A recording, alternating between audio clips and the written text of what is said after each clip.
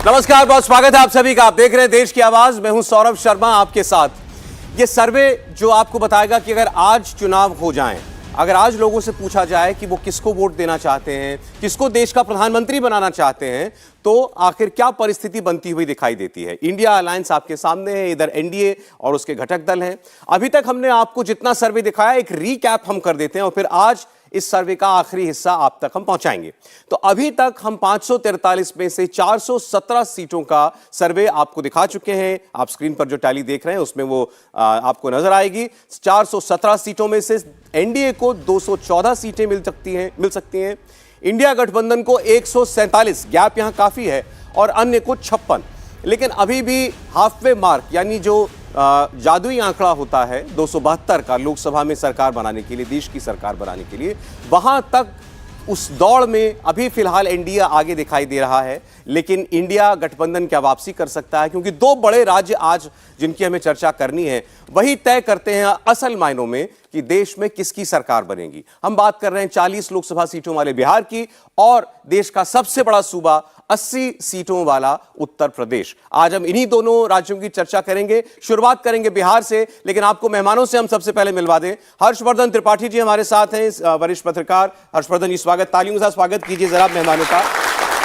एक और बहुत सीनियर जर्नलिस्ट हमारे देश के राहुल महाजन जी स्टूडियो में। राहुल जी, बहुत स्वागत है, आप पहली बार आए और आज आपके सामने ये हम इस सर्वे का अंतिम डेटा जो है वो रखेंगे। और सर्वे जिन्होंने किया है, सीएनएक्स से हमारे साथ हैं भावेश झा। भावेश, बहुत स्वागत आपका भी।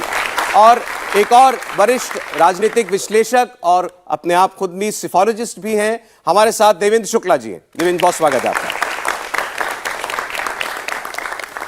अरे मैं बिहार का डेटा रखूं पहले आपको बता देता हूं बिहार में 2019 में क्या हुआ था, जल्दी से आपको बता दें। तब जेडीयू यानी कि नीतीश कुमार बीजेपी के साथ थे, तो 17 सीटें भाजपा जीती, 16 सीटें नीतीश कुमार जीते, 6 सीटें रामविलास पासवान उनकी पार्टी जीती थी। कुल मिलाकर के 40 में से 39 एनडीए के पास थी।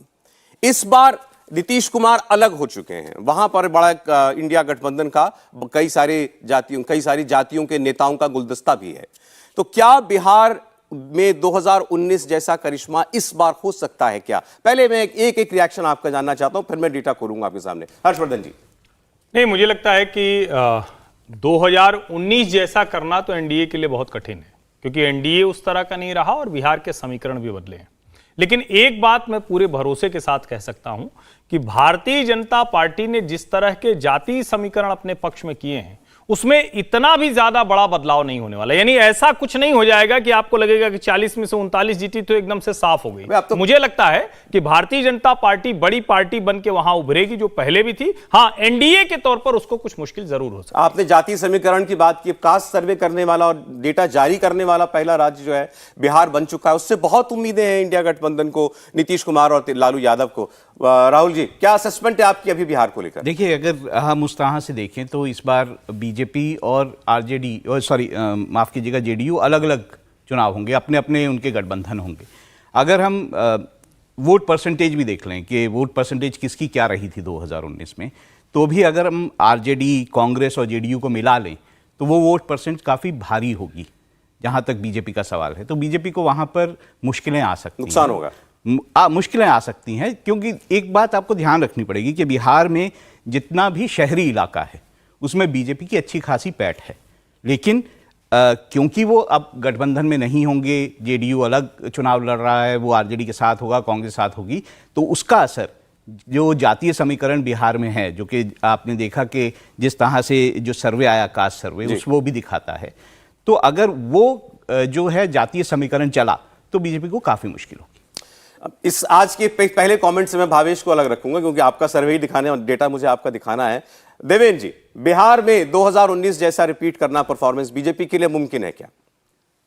बिहार में मुझे लगता है कि अभी तक जितना हम लोगों ने एनालिसिस की बात की, इसके पहले जो दो कमेंट्स आए राहुल जी और हर्ष जी के, उसमें मैथमेटिक्स पे बड़ा जोर है। लेकिन मेरे विचार से बिहार का जो इलेक्शन है वो मैथमेटिक्स से ज़्यादा पॉलिटिकल केमिस्ट्री पे डिपेंड करेगा। इसको आप दो तरीके से ये समझ लिए कि एक तो बिहार में इस चीज़ पे बहुत कुछ डिपेंड करेगा कि पॉलिटिकल पार्टीज़ का प्रदर्शन क्या है, कि अलायंस में कौन कौन सी पार्टियों को किस किस एरिया की सीटें मिलती हैं। ठीक है। दूसरा ये है कि अभी तक कोई भी इलेक्शन ऐसा नहीं हुआ है कि जहां पे पार्लियामेंट्री इलेक्शन कोई भी ऐसा नहीं हुआ है कि जहां पे अभी जिन घटक दलों की बात की जा रही है कि वो आपस में मिलके और कॉम्बिनेशन बना के इलेक्शन में चले जाएं। मेरा इशारा जो है वो जेडीयू और आरजेडी की तरफ है। तो अगर वो साथ मिलके भी इलेक्शन में आते हैं तो एक संभावना ये भी हो सकती है कि यूपी 2019 में जब आपने देखा था तो दो ऐसी पार्टियां जिनके बारे में सोचा नहीं जाता था कि वो साथ आएंगी, रीजनल फोर्सेस थे, एसपी और बीएसपी साथ में आई थी। लेकिन जो भी उस समय ये सोचा गया था कि बीजेपी को बहुत बड़ा धक्का लगेगा, वैसा हो नहीं पाया था। लोगों ने ये एक्सपेक्ट किया था कि 50-50 का आंकड़ा आ जाएगा दोनों पार्टियों के बीच में, लेकिन बीजेपी ने लगभग जो है अपना 2014 का ही प्रदर्शन दोहरा दिया गया था। तो मेरा ये मानना है कि बिहार का इलेक्शन बहुत कुछ इस बात पे डिपेंड करेगा कि नरेंद्र मोदी की जो फेस वैल्यू है वो वहां पे पीएम कैंडिडेट के तौर पे क्या किसी और से उसका कंपैरिजन किया जाता है, और क्या वो उसकी कार्ड बन पाते हैं या नहीं। आपके लिए आप ये कह रहे हैं कि सब लोग एक हो गए इंडिया गठबंधन में, सारे सब लोग एक साथ जो है मिलकर लड़ेंगे, इससे ये अंदाजा लगा लेना कि बहुत मुश्किलें आ जाएंगी। अभी शायद वो तय ठीक नहीं है जब तक हमें पता ना लगे कौन कहां से लड़ रहा है। एक होके मिल गए हैं, ये पॉलिटिकल अर्थमेटिक है। ठीक है। पॉलिटिकल केमिस्ट्री जो है वो डिपेंड करेगी कि कैंडिडेट एक दूसरे को। चले मैं आपके सामने वोट शेयर रख देता हूं। सबसे पहले हमारे इस सर्वे का बिहार में 39 सीटों पर वोट के हिसाब से क्या अनुपात दिखाई देता है, आपके सामने स्क्रीन पर आने जा रहा है डेटा। अब तो बिहार का डेटा वोट शेयर का बता रहा है कि भारतीय जनता पार्टी 35% वोट हासिल कर सकती है, आरजेडी 19%, जेडीयू 17%, ये 36% हो जाता है, और कांग्रेस को 8% वोट, एलजेपी रामविलास 7% वोट, ये चिराग पासवान वाली पार्टी है, इसको 7% वोट मिल सकता है, और अन्य को 14% वोट मिलता हुआ दिखाई दे रहा है। तो 35% वोट भाजपा का, इसमें आप एलजेपी का वोट जोड़ दीजिए तो ये 42% वोट बन जाएगा, और आरजेडी, जेडीयू और कांग्रेस का वोट जो है अगर आप उसको जोड़ देंगे तो 36 और 8 44% वोट आपको मिलता हुआ दिखाई देगा। तो वोट परसेंटेज में इंडिया गठबंधन आपको भारी दिखाई दे रहा है। लेकिन हमने कई बार देखा है कि वोट शेयर जिस तरीके से हमको बटा हुआ दिखाई देता है, जब सीटों की नौबत आती है तो काफी उलटफेर हो जाता है। क्या ऐसा बिहार में हो रहा है? क्या ऐसा हमारे सर्वे में होता हुआ दिखाई दे रहा है? एक क्लैरिफिकेशन दे दूं, इसमें जो अदर्स में है उसमें दो छोटी पार्टियां जो एनडीए के साथ हैं, जिसमें तो अदर्स वाला वोट भी, हाँ वो एनडीए के साथ, वो भी एनडीए का, तो फिर तो लगभग बराबरी का वोट हो गया। लगभग बराबरी का वोट शेयर है। अदर्स में जो एक पशुपति कुमार पारस की पार्टी और हम जीतन राम मांझी की पार्टी, वो दोनों अदर्स में आ रहे हैं, तो वो दोनों एनडीए के साथ है, और उनका एक सर्टेन वोट शेयर है किसी ब्लॉक में, तो वो एनडीए को जाती हुई दिख रही। उपेंद्र कुशवाहा की भी तो पार्टी इसमें, हाँ बिल्कुल, उपेंद्र 3 पार्टी है बिल्कुल। चलिए तो अब जरा ये हमने क्योंकि अब ये डेटा दिखाया आपको वोट शेयर का, बिहार में इस बार बहुत बड़ा मुद्दा बना है जाति सर्वे, और नीतीश कुमार ने सर्वे कराया, बड़ा लड़के कराया, कानूनी लड़ाई लड़ी, उसके बाद डेटा जारी किया है। अब वो इस डेटा का करेंगे क्या और चुनाव में कैसे इस्तेमाल करेंगे ये तो अभी हमें देखना होगा, लेकिन उस डेटा की एक बार बात करनी चाहिए जब हमको वोट शेयर पता चल चुका है किस पार्टी को कितना वोट मिलता हुआ दिखाई दे रहा है। तो आपके सामने अब हम जल्दी से कुछ जातियों का वोट शेयर दिखाने जा रहे हैं, जो हमारे सर्वे में पता लगा कि कौन सी जाति किस हिसाब से वोट कर रही है किस पार्टी के लिए या किस नेता के लिए। पहले आपके सामने उन जातियों का वोट आएगा जो माना जाता है कि ये इंडिया गठबंधन को सपोर्ट करने वाला हमारा सामाजिक हिस्सा हो सकता है। तो सबसे पहले यादव समाज का वोट जो है वो आपकी स्क्रीन पर आने जा रहा है अब, और मैं आपको यह भी बताता रहूंगा कि इस कास्ट सर्वे में कितनी हिस्सेदारी जो है वो मिली। तो यादव समाज 14%, 14.2% उसका हिस्सा था पॉपुलेशन के अंदर, और वोट में आप देखेंगे तो वो 75% तक इंडिया गठबंधन को वोट करता हुआ दिखाई दे रहा है। लालू यादव के नाम पर साफ वहां वोट जा रहा है, 75% वोट में कोई टूट होती हुई दिखाई नहीं दे रही। मात्र 15% यादव वोट जो है वो मिल सकता है इंडिया गठबंधन को नरेंद्र मोदी के नाम पर। लेकिन ये जो आखिरी बैस्टियन जो होती है किसी भी पार्टी की, भाई ये वर्ग तो नहीं टूट सकता। क्या ये वर्ग इससे ज्यादा बिखर सकता है? इस पर हम लोग आगे बात करेंगे। इसके आगे हम लोग बात कर लेते हैं कोयरी समाज की। कोयरी मतलब कुशवाहा समाज। कुशवाहा समाज का जो रिप्रेजेंटेशन है पॉपुलेशन में वो 4% का है, और आप देखेंगे तो ये कोयरी या कुशवाहा समाज ये बिल्कुल बटा हुआ आपको दिखाई देगा। 42% एनडीए की तरफ झुकता हुआ दिखाई देता है, 47% ये इंडिया गठबंधन की तरफ झुकता हुआ दिखाई देता है। लेकिन जो तीसरा वर्ग है वो बहुत महत्वपूर्ण है। क्योंकि ये नीतीश कुमार का अपना वर्ग है। ये कुर्मी जाति की मैं बात कर रहा हूं। कुर्मी जाति का लगभग 3% वोट माना जाता है बिहार में, और कुर्मी वोट जो है पूरा एक तरफा इंडिया गठबंधन की ओर जाता हुआ दिखाई दे रहा है। 81% कुर्मी वोट जो है वो इंडिया गठबंधन को मिलता दिखता है, 7% कुर्मी वोट वो एनडीए के पास जाता हुआ दिखाई दे रहा है। तो ये आप जिसे कह सकते हैं, ये जो पक्के वोट बैंक थे इंडिया गठबंधन के या जेडीयू आरजेडी के, उसमें कहीं से कोई टूट दिखाई नहीं दे रही। मैं मुस्लिम वोट भी आपके सामने रख देता हूं। 17.5% के करीब मुस्लिम वोट है बिहार के अंदर, और इसमें कहीं कोई आश्चर्य नहीं, कोई रॉकेट साइंस नहीं जानने के लिए कि मुस्लिम क्या सोच रहे हैं चुनाव की दृष्टि से। 88% तक इंडिया गठबंधन को, अन्य को 10%, एनडीए को मात्र 2%। बार बार जब ये डेटा आता है तो जो लोग ये कहने वाले होते हैं कि बीजेपी को 8% वोट भी मिलता है मुसलमानों का, तो वो कहाँ से मिलता है ये एक बार कहीं से पता चल जाए, क्योंकि यही 2%, 3% जब सर्वे हम करते हैं तो यही डेटा सामने आता है। तो ये इंडिया गठबंधन का वोट बैंक था आपके सामने, जो इंटैक्ट दिखाई दे रहा था। हर्षवर्धन जी। नहीं, इसमें सौरभ जी 2-3 मोटी मोटी बातें हैं जो मुझे लगता है कि शायद भावेश जी आगे क्लैरिफाई भी करें। पहली बात तो ये कि जातीय जनगणना जब हो गई नहीं, तो अब बड़ा स्पष्ट हो गया है कि नीतीश जी की जाति जो कुर्मी है वो सिर्फ 2.5% है, और 2.5% वाले नीतीश कुमार को हर कोई इतना कुछ दे देगा नेता के तौर पर। अगर हम देखें नीतीश लालू जी को मिला लें, ये मुझे थोड़ा आश्चर्य होता है, क्योंकि अगर कुर्मी दे रहा है और कुशवाहा भी उन्हीं के साथ जा रहा है, तो इसका मतलब कि हम डिस्काउंट करके चल रहे हैं कि उपेंद्र कुशवाहा जो ताकतवर नेता हैं, जो इतने ताकतवर हैं, नीतीश जी के साथ थे, अलग गए, पार्टी बनाया, फिर लौटे, उनको अध्यक्ष बना दिया, और फिर जिसको कहते हैं ना कि उनको सारी ताकत दे दी, फिर लगा कि नहीं साथ में रहेंगे, वो टूट के चले गए। मुझे लगता है कि कुशवाहा मतदाता इंडिया के साथ नहीं रहने वाले हैं। गठजोड़ में ये वोट जो दिख रहा है वो मुझे नहीं दिखता है किसी भी स्थिति में। दूसरा, जब हम जातीय जनगणना के बाद की बात करते हैं तो एक वर्ग जो अनारक्षित है वो बहुत क्लियर कट है, उसको दिख रहा है कि जाति विद्वेष फैलाने की कोशिश होती है, तो वो तो भारतीय जनता पार्टी को देख रहा था, देखेगा। लेकिन जो दूसरा वर्ग है जिसको लगता था कि हमारे नेता तो ये हैं जो सोशल जस्टिस करते थे, अब उनको दिख रहा है 2 ब्लॉक, एक ओबीसी अन्य पिछड़ा वर्ग, एक ईबीसी अत्यंत पिछड़ा वर्ग। वो जो 27 और 36% की लड़ाई है वो मुझे इंडिया गठजोड़ को इतने मतों के साथ जाती हुई नहीं दिखती है, ये मुझे स्पष्ट तौर पर दिख रहा है। और ये अभी वहां आप लोगों से बात कीजिए, पासवान कह रहा है हमारा वोट हमारी जनगणना में मतदाता काट दिए, कुशवाहा कह रहा है हमारे मतदाता काट दिए, भूमिहार तो चिल्ला चिल्ला के कह रहा है कि हमको तो एकदम से आउट कर दिया, हमारा पता ही नहीं है, इतने लोग हमारे घर में थे, कहां गिन के चले, गणक आए कहां और किसको गिन के गए। मुझे लगता है कि ये चीजें चुनाव आते आते असर दिखाएंगी, और ये आंकड़ा जो अभी बहुत ज्यादा वो पूरा का पूरा बंच दिख रहा है, क्योंकि अगर वो बंच दिखेगा तब तो फिर कोई चुनाव ही नहीं। इंडिया गठबंधन का बंच है। अभी मैं आपके सामने अभी एनडीए का भी दिखाऊंगा कि एनडीए का जो अपना पक्का वोट बैंक है, क्या उसमें कहीं कोई सेंधमारी हो रही है नहीं। लेकिन आपने सवाल किया तो भावेश का क्लैरिफिकेशन आ जाए। कुशवाहा वोट को लेकर के उनको नहीं लगता कि जितना जैसा आपने लगभग आधा आधा बटा हुआ दिखाया वो होगा।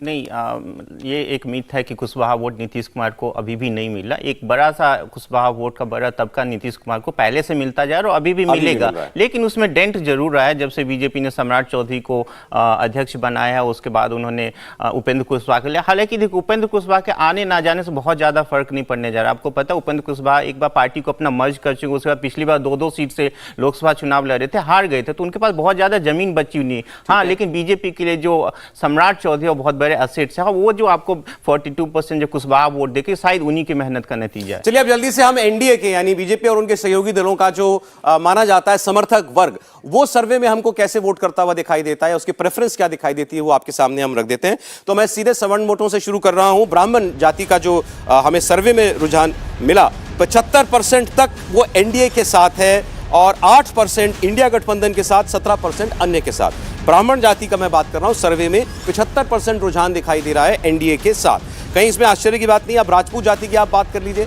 राजपूत समाज के लोग 76% तक एनडीए गठबंधन को अपनी पहली पसंद या पहली प्रेफरेंस जो है वो बता रहे हैं, 12% मात्र इंडिया गठबंधन को। ऐसे ही भूमिहार की बात करते हैं, भूमिहार समाज के लोग 72% तक एनडीए के साथ हैं और केवल 15% इंडिया गठबंधन के साथ। Kayastha vote 70% NDA, 13% India alliance. और वैश्य समाज का वोट, वैश्य समाज को बिहार में ओबीसी में रखा जाता है वैसे, 81% एनडीए, 81% सबसे बड़ा वोट का चंक जो है वो शायद यही है, और 10% इंडिया। तो 70 से 80% के बीच में आप देख रहे हैं ब्राह्मण, राजपूत, भूमिहार, कायस्थ और वैश्य समाज जो है वो इंटैक्ट है। अब सवाल ये है कि इनका गणित क्या कहता है, इन ताकत है कितनी वोट की। ब्राह्मण वोट 3.7%, वैश्य वोट 2.3%, भूमिहार वोट लगभग 3%, राजपूत वोट 3.5%, कायस्थ वोट 0.6%।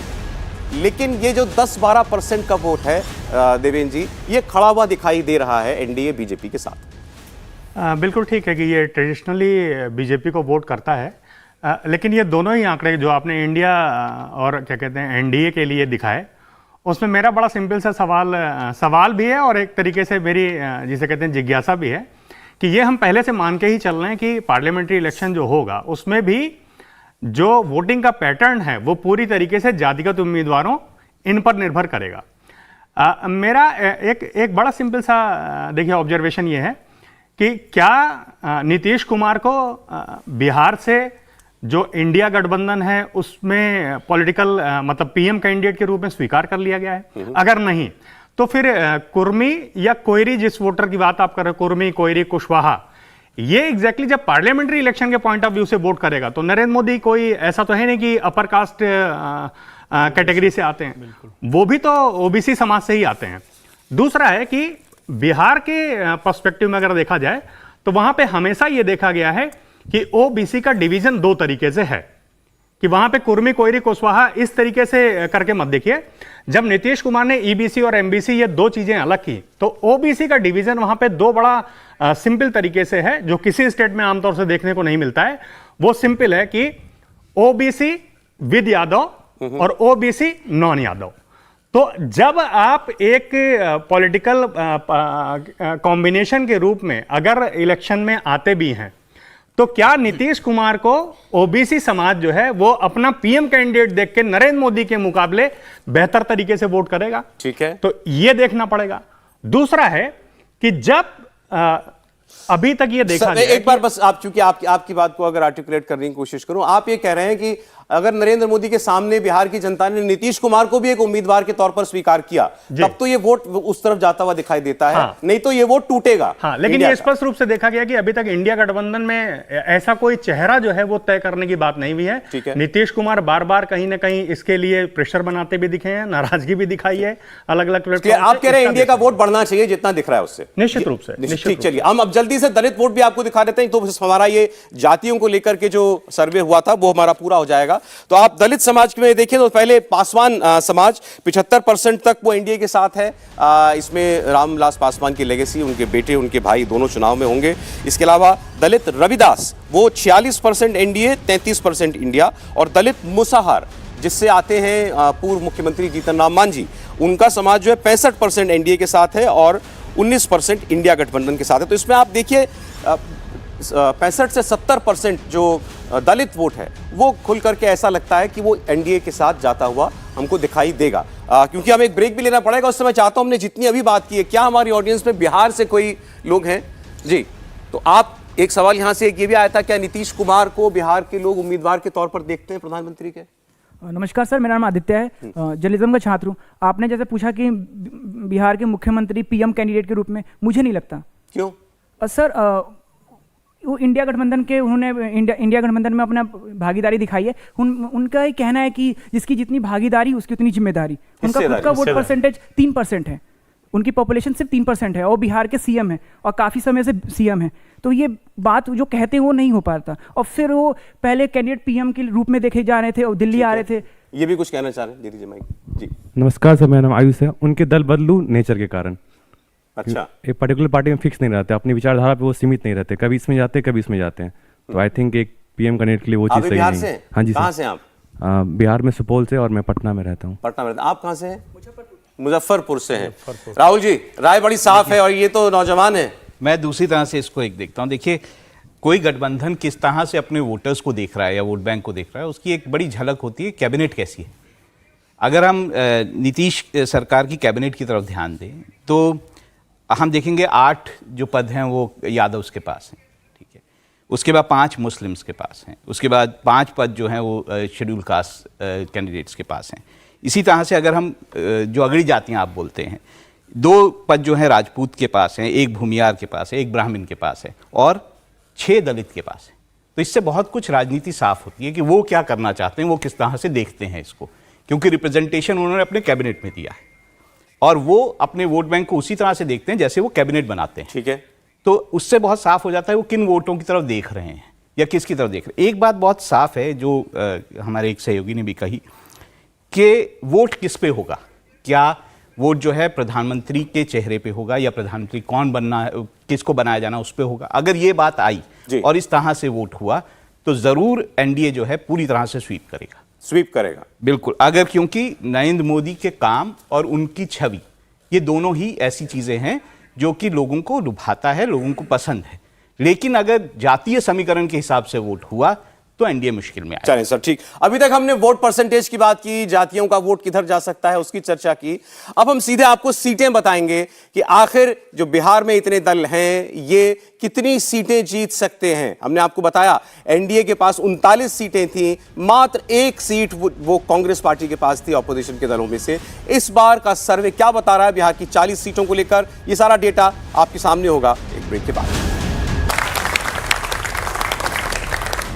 देश की आवाज, इंडिया का सर्वे, इंडिया टीवी और सीएनएक्स ने आपके सामने रखा है और आज इस सर्वे में हम सारी सीटें आपके सामने दिखाने वाले हैं। सारी 543 सीटों का हाल क्या कह रहा है देश का बोर्ड। पटना, अभी हमने बिहार की सीटों की चर्चा की है, हमने कई रीजन्स की बात की। अब मैं आखिरी रीजन के साथ आपके सामने बिहार की 40 सीटें पूरी की पूरी रखने जा रहा हूं।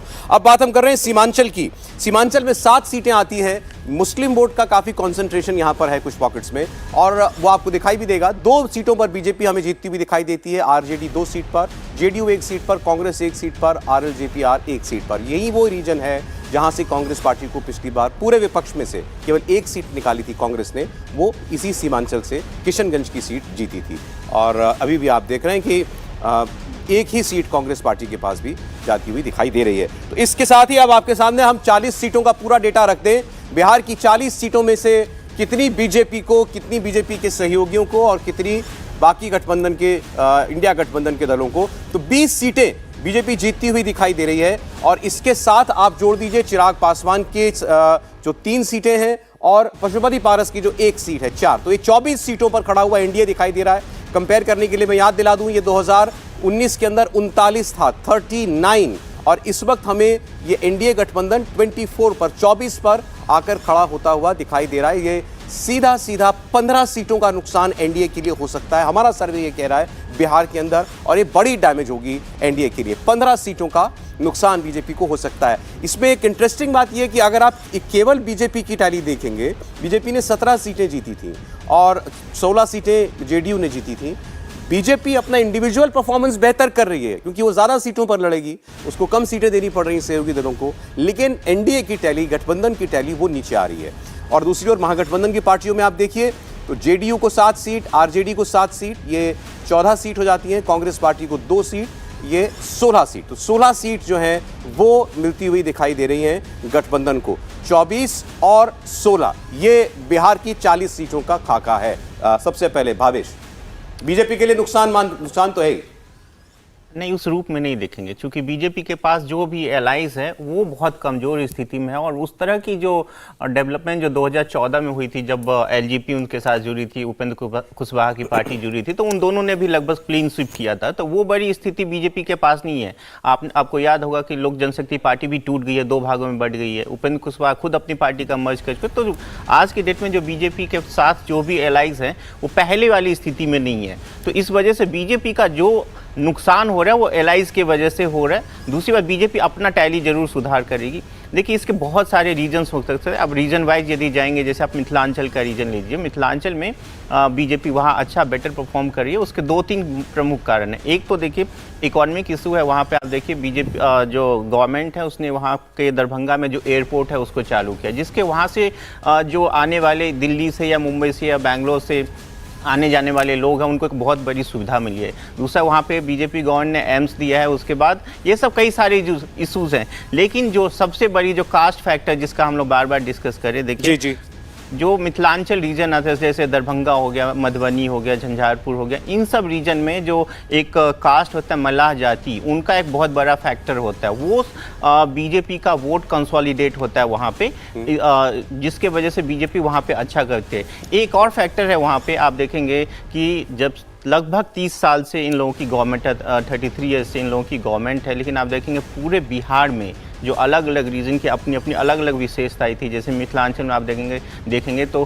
पान, माछ, मखान वहाँ की एक विशेषता होती थी। वहाँ से लोग जो किसान थे इन बिजनेस से जुड़े हुए होते थे। तो इन सब चीज़ों को पूरी तरह नेगलेक्ट किया गया, जिसके बाद से एक और जो बहुत बड़ा रीज़न है जो आप देखेंगे कि नीतीश कुमार की पॉपुलैरिटी बार बार डिक्लाइन की हो रही है। देखिए 2020 में आरजेडी भी अच्छा परफॉर्म की, बीजेपी भी अच्छा परफॉर्म की, लेकिन एक नीतीश कुमार थे, उनकी पार्टी पहले नंबर से तीसरे नंबर पर कैसे आ गई? उसकी सबसे बड़ी वजह थी, आपको याद होगा कोविड के टाइम में आपको याद होगा जब मुंबई से, दिल्ली से या अलग अलग राज्यों से जब मजदूर जब वापस जा रहे थे, सभी स्टेट के सीएम ने अपने अपने लोगों को वापस लाने के लिए ट्रेन भेजा, वहां पे क्वारंटाइन किया। लेकिन बिहार एक ऐसा स्टेट था जहां का सीएम ने इन लोगों आप कह रहे को हैं कि ये सारे नीतीश कुमार के स्टेट गवर्नमेंट के परफॉर्मेंस के जितने मुद्दे थे वो सभी लोगों के दिमाग में रहेंगे। बिल्कुल, गवर्नेंस का एक इशू है, क्योंकि वो चेहरा नीतीश कुमार का देख रहे हैं।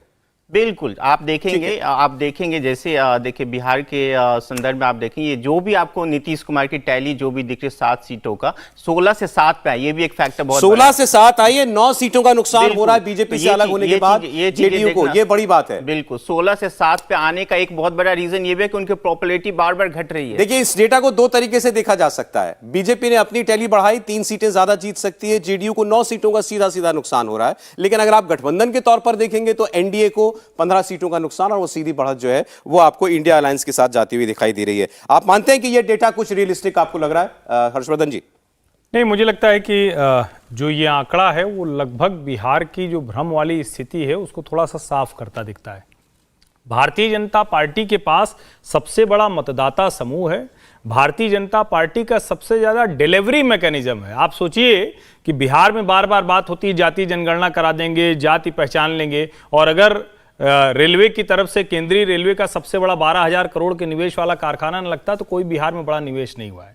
अगर नेशनल हाईवे ऑफ इंडिया, राष्ट्रीय राजमार्ग की तरफ से आप देखें सड़कें न हो तो कोई ऐसी आपको बढ़िया जो कहते हैं कि स्टेट हाईवे की कोई बहुत बड़ी सड़क नहीं दिखेगी। अगर आप कहें कि जो प्रोजेक्ट के तौर पर कहें कि कौन कौन से प्रोजेक्ट हैं तो वो सेंट्रल गवर्नमेंट के प्रोजेक्ट आपको जाते हुए दिखते हैं।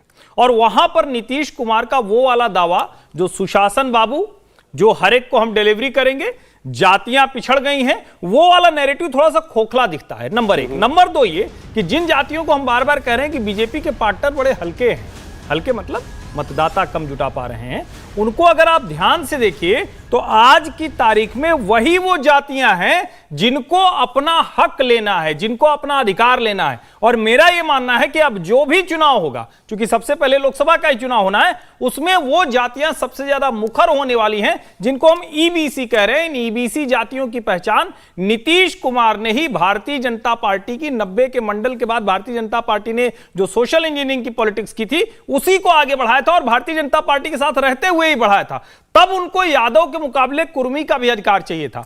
आज यादव कुर्मी के अधिकार के मुकाबले जो नीचे की जातियां हैं उनको अपना अधिकार चाहिए। इसलिए मुझे इसमें आंकड़े में बहुत फर्क नहीं दिखता है, बल्कि यह जरूर दिखता है कि अगर समीकरण थोड़ा सा जिसको हम कहते हैं कि रिएक्शन वाला बदला तो हो सकता है कि एनडीए का आंकड़ा भी कुछ बढ़ जाए। एनडीए के आंकड़े के बढ़ने के आसार है। राहुल जी देखिए, मैं पहले भी बोल चुका हूं कि चुनाव किस इशू पे होता है इस पे डिपेंड करेगा।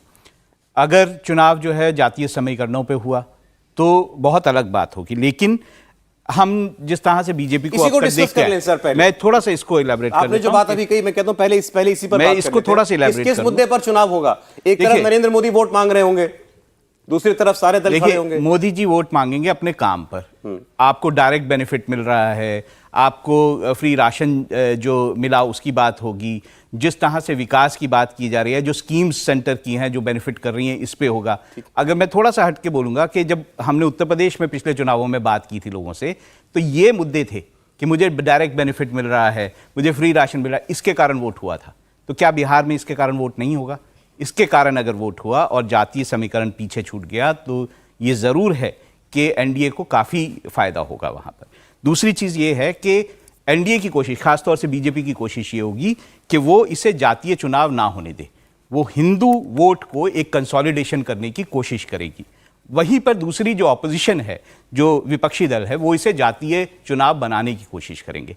अब इसमें कौन जो सफल होता है उसका बहुत ज्यादा असर दिखेगा। लोकसभा का चुनाव आपको आखिरी बार कौन सा जिसमें जातियां बहुत प्रभावी रही हो या वही मुद्दा बनाओ याद आता है? देखिए मुझे तो बिल्कुल ये 24 का हो जाएगा सौरभ, मुझे बिल्कुल नहीं याद आता है। एंकर के तौर पे मैं खुद भी आपसे ये जानना चाहूंगा कि पार्लियामेंट्री इलेक्शन लास्ट टाइम कौन सा आपको ऐसा याद है जिसमें जातियों के आधार पे किसी भी पार्लियामेंट्री इलेक्शन की बात कर रहा हूँ, असेंबली इलेक्शंस हुए हैं 2015 का असेंबली इलेक्शन बिहार का अगर आप ले लेंगे तो वो भी जाति के आधार पे था। यूपी का आप 2007-12 के इलेक्शन वो जातियों के आधार पे थे। ठीक, तो ऐसे तमाम सारे स्टेट्स के इलेक्शन ऐसे गिनाए जा सकते हैं लोकसभा पे ये कहा जाए कि वो वहां पे जातिगत मुद्दे, क्योंकि वो बड़े छोटे छोटे पैकेट्स होते हैं विधानसभाओं के लिए कॉम्बिनेशन। दूसरी चीज है कि जैसे मैंने अभी डिस्कशन के शुरू में ही कहा था कि चुनाव में दो चीजें होती हैं कि आप एक तो जैसे जो हम सर्वे के डेटा की बात कर रहे हैं ये हुआ पॉलिटिकल मैथमेटिक्स, लेकिन जो आंकड़े हैं अगर आप वोट शेयर देखें और सीटें देखें तो आपका वोट शेयर जो है दोनों पार्टियों, दोनों जो गठबंधन है जो अभी बने नहीं है सही रूप में, अपने बिल्कुल ठीक ठाक रूप में, हाइपोथेटिकल जो है उसमें आप कह रहे हैं कि दोनों ही गठबंधनों के वोट शेयर ऑलमोस्ट सेम है। लेकिन जब आप सीटों की बात करते हैं तो आप खुद भी यह स्वीकार कर रहे हैं कि एनडीए को इंडिया की तुलना में लगभग दोगुनी सीटें मिल रही हैं। दुगनी नहीं, 24-16। हाँ, 26-14, 26-14, 24-16, 24-16। तो अगर आप इसको 1-2 इधर उधर मान लें तो यह लगभग दुगने का फर्क हो जाएगा, 13 दूना 26 टाइप में। हमारा यह सौभाग्य है हम सभी का कि हमारे साथ हम 4 लोग ही डिस्कशन में नहीं हैं, इसके अलावा ऑडियंस भी है। आप इनसे भी पलट के पूछिए कि क्या इनको ऐसा लगता है, बिहार ही नहीं क्या पूरी कंट्री में इनको कहीं लगता है कि अगला पार्लियामेंट्री इलेक्शन जो है किसी भी स्टेट में जातिगत समूहों के रूप में या जातिगत सेंटीमेंट के रूप में लड़ा जाने वाला है? तो शायद इसका जवाब मेरे विचार से जो है वो ना में होगा। एक जवाब भावेश मैं जाता हूं ऑडियंस के पास ही, बोलिए। हाँ। देखिए इनका सवाल अच्छा है, ऑब्जर्वेशन भी अच्छा है, लेकिन मेरा एक सीधा सा जो मैं पॉइंट रखना चाहता हूँ। देखिए बीजेपी 40% वोट पाके यूपी में 73 सीट जीती थी बीजेपी और अपना दल, लेकिन बीजेपी का 2014 की बात करता है, लेकिन 2019 में क्योंकि वहां पे सपा बसपा का अलायंस हुआ, लेकिन बीजेपी को वोट कितने मिले? बीजेपी और अपना दल को लगभग 51%, लेकिन सीटें घट के आ गई थी 64। तो जब भी कभी पॉलिटिकल एडजस्टमेंट होती है तो सीटें जो सीट स्पेसिफिक जो होते हैं वहां पे प्रॉब्लम होती है। बीजेपी वही प्रॉब्लम फेस करेगी बिहार में भी। आप इस चीज को नेग्लेक्ट नहीं कर सकते कि बिहार, यूपी या देश के किसी भी अन्य हिस्सों में लोगों का अपना झुकाव होता है, एक अपना एक इंक्लाइनेशन होता है पॉलिटिकल पार्टी की तरफ। लगभग 70-80% लोग आज के डेट में इंक्लाइन होते हैं पॉलिटिकल पार्टी के साथ। अगर विपक्षी दल एकजुट हुए हैं तो उसको कुछ असर तो वो डालेगा, कितना असर डालेगा ये हमको देखना होगा। मैं जरा ऑडियंस में सवाल लेना चाहता हूं, आप लोग बिहार के इस पर सर्वे पर बात कर सकते हैं, आपके मन में कोई सवाल हो तो आप पूछ सकते हैं, कोई कॉमेंट करना चाहते हैं तो कर सकते हैं। कौन बोलना चाहेंगे पहले, बोलिए। सर मेरा सवाल है सीएम नीतीश कुमार जी की मंशा पर। जो 2 अक्टूबर को डाटा रिलीज किया था उन्होंने, उसमें सिर्फ कास्ट पॉपुलेशन था, इकोनॉमिक का, हेल्थ का, एजुकेशन का वो डाटा गायब थे। और दूसरा सवाल ये है कि राहुल गांधी जी ने भी कहा कि हमारी सरकार केंद्र में आती है तो हम कास्ट सर्वे कराएंगे नेशनल लेवल पे। तो क्या जो राजनीति है ये नया रूप बदल रही है? पहले हिंदू मुस्लिम हुआ, अब हिंदू में भी कैटेगरी बांटा जा रहा है। बड़े बड़े नेता कह रहे हैं कि हम कास्ट सर्वे कराएंगे पूरे देश भर में। तो क्या हमारी यूनिटी को एक सवाल उठता है इसके ऊपर? नहीं, ये आप बहुत अच्छा सवाल पूछा आपने। राहुल जी आज हमारे बीच में बड़े बड़े लोगों से मिलते हैं। राहुल जी बताएंगे ये नेता लोग इस सर्वे का करेंगे क्या, सर्वे का डेटा का क्या करेंगे उपयोग? देखिए इसमें रिजर्वेशन की बात बाद में लगता है कि आएगी, लेकिन मैं जैसे ये बोल रहे थे कि जो बांटने की कोशिश, मैंने भी कहा कि बीजेपी की कोशिश होगी कि हिंदू वोट ना बटे, ये उनकी कोर कोशिश होगी। और जो विपक्षी जो एक गठबंधन बना है, क्योंकि उनके वोट उस तरह से हैं, यादव, मुस्लिम, ओबीसी, इस तरह से वोट उनके हैं, तो वो ये कोशिश करेंगे कि ये जो पूरा हिंदू समाज है वो कहीं ना कहीं जातिगत मामले पैमाने पर बढ़ जाए और वो वोट उस तरह से करे जिस तरह से जातिगत वोट होता है। तो ये कोशिशें दोनों तरफ से होंगी। अब ये कोशिश किसकी सफल होती है उस पर बहुत कुछ चुनाव निर्भर करेगा। और कोई? इनको दीजिए भाई। सबको नमस्ते, मेरा नाम अरहान है, मैं IITM का जर्नलिज्म का स्टूडेंट हूँ। सर मेरा क्वेश्चन आपसे भावेश सर या फिर सबसे है कि इवन मैंने सर्वे देखे आपके कि आपने सबका पोल निकाला, बट यहाँ पर मेरे को एक नेग्लिजेंस दिखती है, क्योंकि टू बी वेरी ऑनेस्ट मैं न्यूज़ में इतना नहीं हूँ, बट कोर ओवर जनरल में ये दिखता है कि क्रिश्चियन पीपल को बहुत ही नेग्लिजेंस उससे देखा जाता है और सर्वे भी नहीं ले जाता। यहाँ पर सारी माइनॉरिटीज़ हमें मेंशन दिख रही है, इवन मुस्लिम हमें मेंशन दिख रहे हैं, बट यहाँ पर हमें क्रिश्चियंस कहीं पर भी नहीं दिख रहे। इवन नॉर्थ ईस्ट में ऐसा आपको क्यों लग रहा है? ऐसा नहीं है। ऐसा देखिए, मैं क्योंकि इस सर्वे की बात हो रही है, हालांकि इस सर्वे का हिस्सा नहीं था ये। जो बात हमने जातियों की उसमें मैंने मुस्लिम वर्ग का डेटा भी बताया, क्योंकि उसकी तादाद है, इंपॉर्टेंट है, और वो वोट भी बड़ा इंपॉर्टेंट तरीके से करते हैं। जहां तक, क्योंकि इस डिस्कोर्स में धर्मों का डेटा, किस धर्म के कितने लोग हैं, केवल बिहार का ही हमारे पास है। मैं आपको बता देता हूं, बिहार में जो सर्वे में बताया गया है, क्रिश्चियन समाज की रिप्रेजेंटेशन जो पॉपुलेशन है वो है 75,238, जो बिहार की ओवरऑल पॉपुलेशन का 0.057, यानी आप कह सकते हैं 0.06%। मैं भी इसमें सवाल बोलना चाहूंगा। देखिए, अगर जवाब दे दूं, क्योंकि उन्होंने कुछ इंटेंशन या जो भी वर्ड यूज किए, मैं देखिए, जब भी हम सर्वे करते हैं तो जो किसी पर्टिकुलर स्टेट का जो सोशल बैकग्राउंड होता है उसको हम फॉलो करते हैं, चाहे वो क्रिश्चियन कितना है, हिंदू कितना है, मुस्लिम कितना, उसी का अनुपात में हम अपना सैंपल साइज लेते हैं। तो इसमें कुछ नहीं, क्योंकि जिन जिन जातियों का या जिन धर्मों को लेके हमने अभी डिस्कस किया, क्योंकि वो एक बड़े फैक्टर हो रहे हैं, इसीलिए हमने सिर्फ उन्हीं के डिस्कस यहाँ पे किया। अदरवाइज हम सभी डेटा को, आपकी टीम बहुत मुमकिन है किसी ईसाई परिवार तक भी पहुंची होगी। बिल्कुल बिल्कुल पहुंचती है। तो इसी में ये बात है कि अगर यही बात हम गोवा के बारे में कर रहे थे, नॉर्थ ईस्ट के बारे में कर रहे होते, वहां के राज्यों के बारे में कर रहे होते, तो क्रिश्चियन पॉपुलेशन अच्छी खासी है, तो वहां पे आता ही।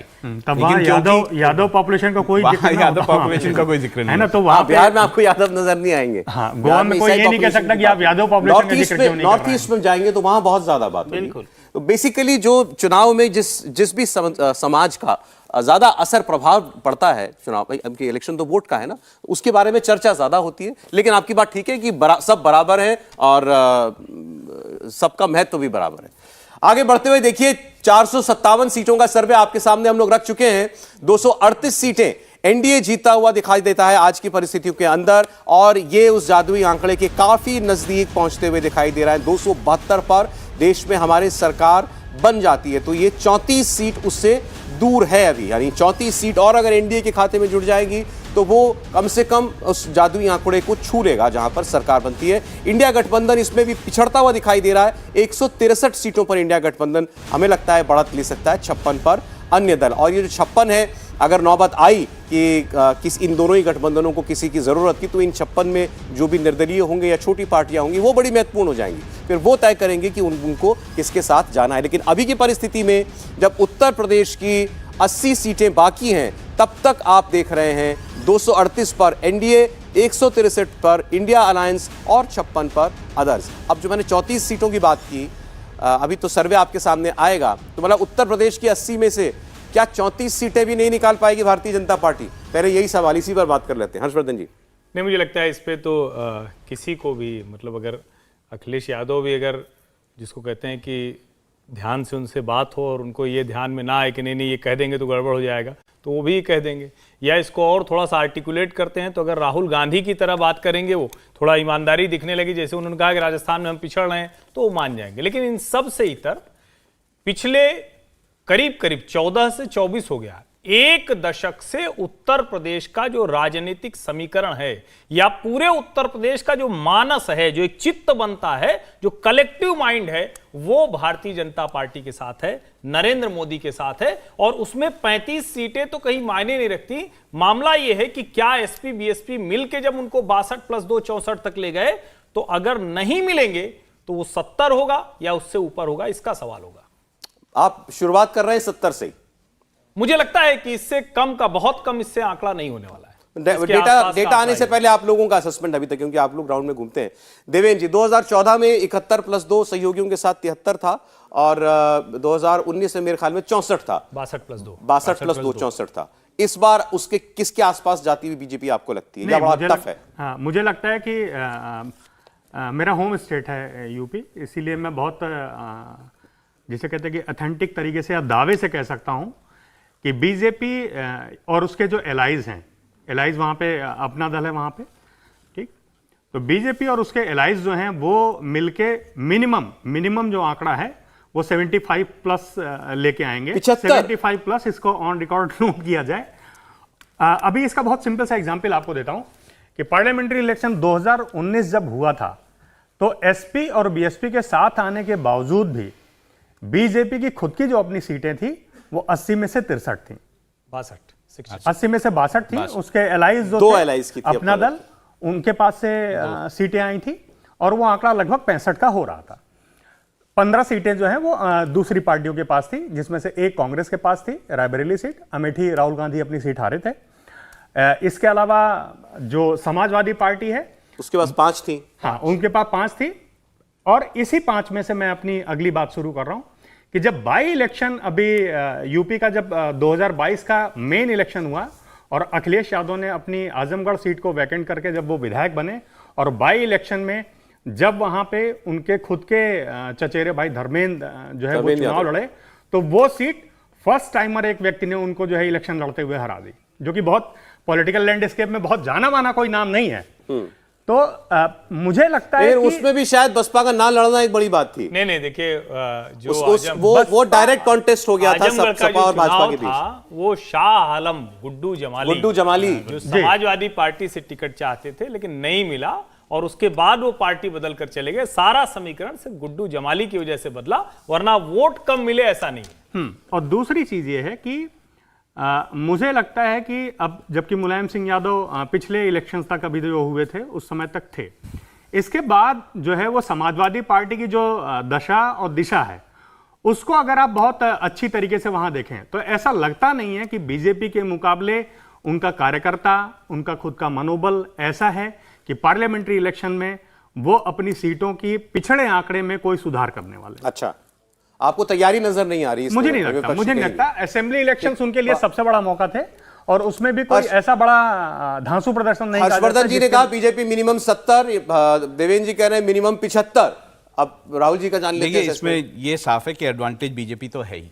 अगर हम समाजवादी पार्टी इतना सेफ प्ले नहीं, मैं आपको उसको थोड़ा सा एक्सप्लेन करूंगा, ऐसा सेफ नहीं है। समाजवादी पार्टी और कांग्रेस के अगर हम वोट परसेंटेज को पिछले मिला लें 2019 के, तो भी वो आधा भी नहीं पहुंचते हैं जितना कि बीजेपी को वोट परसेंटेज मिला था। एक बात ये है। दूसरी बात ये है कि पिछले कुछ समय में अगर हम सरकार को देखें, यूपी सरकार को देखें, तो बहुत सारा काम उत्तर प्रदेश में विकास का हुआ है। जहाँ तक सड़कों की बात है, जहाँ तक इन्वेस्टमेंट की बात है, जहाँ तक इंडस्ट्रीज़ की आने की बात है, ये बहुत सारा काम हुआ है। और दूसरा, लॉ एंड ऑर्डर की जो स्थिति है, जो कि एक अहम मुद्दा रहता है उत्तर प्रदेश में, वो भी काफ़ी बेहतर रही है। तो ऐसे में ये बात साफ है कि बीजेपी को बढ़त तो है ही। अब वो कितनी बढ़त है ये देखने वाली बात है। इसको इसलिए भी मैं कह रहा हूं क्योंकि मैं विधानसभा और लोकसभा चुनावों को मिला के नहीं देखना चाहता, लेकिन अगर हम पिछले विधानसभा चुनावों को देखें तो ये बात हम नकार नहीं सकते हैं कि समाजवादी पार्टी ने अपनी सीटें लगभग डबल कर ली थी। तो अब इस दोनों पार्टियों का साथ आना, इस बार तो कांग्रेस भी साथ लड़ेगी। अब कितनी सीटों पर कौन दल लड़ेगा ये अलग बात है, लेकिन जब सीटें हम दिखाएं तो ये सवाल भी पूछ लेते हैं भावेश से। आपने किस तरीके से सीटों का डिवीजन करते हुए ये सर्वे किया कि किस सीट पर कौन लड़ेगा? देखिए, एक तो तरीका ये था कि हमारे पास पिछले 3 लोकसभा चुनावों का डेटा है कि कौन सी पॉलिटिकल पार्टी कहाँ पे स्ट्रांग रही है। तो एक तो वो तरीका था हमारे पास। दूसरा, बीजेपी का जो अपना अलायंस है उनका तो पता है कि वो कहाँ पे है। दूसरी, कांग्रेस का जो वोट्स है वो अब सीमित पॉकेट्स में रह गए। 4-5 सीटों पे, मैंने पिछली बार बोला भी था, 4 लोकसभा सीटें थी जिस पे कांग्रेस नंबर 1 या नंबर 2 रही थी। तो उसमें उसको कोई भी मैथमेटिक्स की ज्यादा जरूरत नहीं कि कौन सी पार्टी कौन सी लड़ेगी तो वहीं से लड़ेगी। एग्जैक्टली। अब हो सकते 2-3 सीटें एक्स्ट्रा दे दे, तो उसमें हमने वही तो पिछले 3 जो लोकसभा चुनाव का था वो एक हिस्टोरिकल बैकग्राउंड निकाला था कि कौन सी सीटों पर कौन सी पॉलिटिकल पार्टी मजबूत रही और एक संभावना क्या कि कौन सी सीट किसको दिया जा सकता है। उसके बाद जो सर्वे में ये आया कि ये सीटें पे वो उनकी प्रेजेंट स्थिति क्या है, तो उसके बाद ही हमने ये तय किया कि ये पार्टी जीत सकती है। चलिए, तो अब वोट शेयर की बात कर लेते हैं हम। सबसे पहले उत्तर प्रदेश की 80 सीटों का वोट शेयर आपके सामने आने जा रहा है और यही वो राज्य है जो तय करेगा कि कौन बनेगा प्रधानमंत्री। इनफैक्ट ये तय करेगा कि नरेंद्र मोदी तीसरी बार प्रधानमंत्री बनेंगे कि नहीं बनेंगे। अगर ऐसा नहीं होता है तो दूसरी तरफ से कौन होगा ये तो फिलहाल नहीं कहा जा सकता। तो देखिए, वोट शेयर 51% वोट यूपी में बीजेपी को मिलता हुआ दिखाई दे रहा है आज के हालात में। समाजवादी पार्टी को 25%, कांग्रेस पार्टी को 4%, बसपा को 11%। 25, 4 और 11, इनको आप अगर क्लब कर लेते हैं तो ये आपके सामने 40% का वोट जो है वो बन जाता है। तो 51% बीजेपी को और 40% वोट ये इंडिया गठबंधन को मिलता हुआ दिखाई दे रहा है। तो गैप 10-12% का गैप जो है वो अच्छा गैप माना जाता है, डिफरेंस काफी माना जाता है वोट शेयर के अंदर। अन्य 9% है। तो ये आपके सामने ही हमने दिखाया अभी वोट शेयर जिस तरीके से हमें बनता हुआ दिखाई देता है उत्तर प्रदेश के अंदर। 50% के ऊपर कोई भी पार्टी या कोई भी गठबंधन अगर पोल कर ले रहा है तो ये तो क्लियर हो जाता है उससे कि पब्लिक की प्रेफरेंस क्या है। और गैप जैसे मैंने आपको बताया वोट शेयर में एनडीए और इंडिया के बीच में 11% का वोट साफ दिखाई दे रहा है। नहीं, मुझे लगता है कि ज्यादा महत्वपूर्ण 11% से जो ये 50% का आंकड़ा है, और 2014 और 2019 ये दो जो चुनाव हैं जिन्होंने भारतीय जनता पार्टी की सीटों में कितनी मजबूती आई है वो भी दिखाया है। 1 लाख से 3 लाख तक ये जीत का अंतर मैं बता रहा हूं। 1 लाख से 3 लाख तक के अंतर वाली सीटें भारतीय जनता पार्टी की जीती सीटों में लगभग आधी हैं। यानी जितनी सीटें वो जीतते हैं, यूपी में मैं बात कर रहा हूं। ठीक है। फिर जब हम बात करते हैं कि क्या ये दोनों पार्टियां एक साथ हो जाएंगी तो उनका मत प्रतिशत 29 हुआ। यानी अगर अभी के लिहाज से देखें तो करीब 22% अधिक मत भारतीय जनता पार्टी के साथ। अगर बहुजन समाज पार्टी आ भी जाती है तो भी 10%। इसका सीधा सा मतलब हुआ कि जो 2014 वाला आंकड़ा था 71 + 2 यानी 71 भारतीय जनता पार्टी, 2 अपना दल। लेकिन अब इसमें एक एक्स फैक्टर जुड़ा है, वो एक्स फैक्टर है ओम प्रकाश राजभर।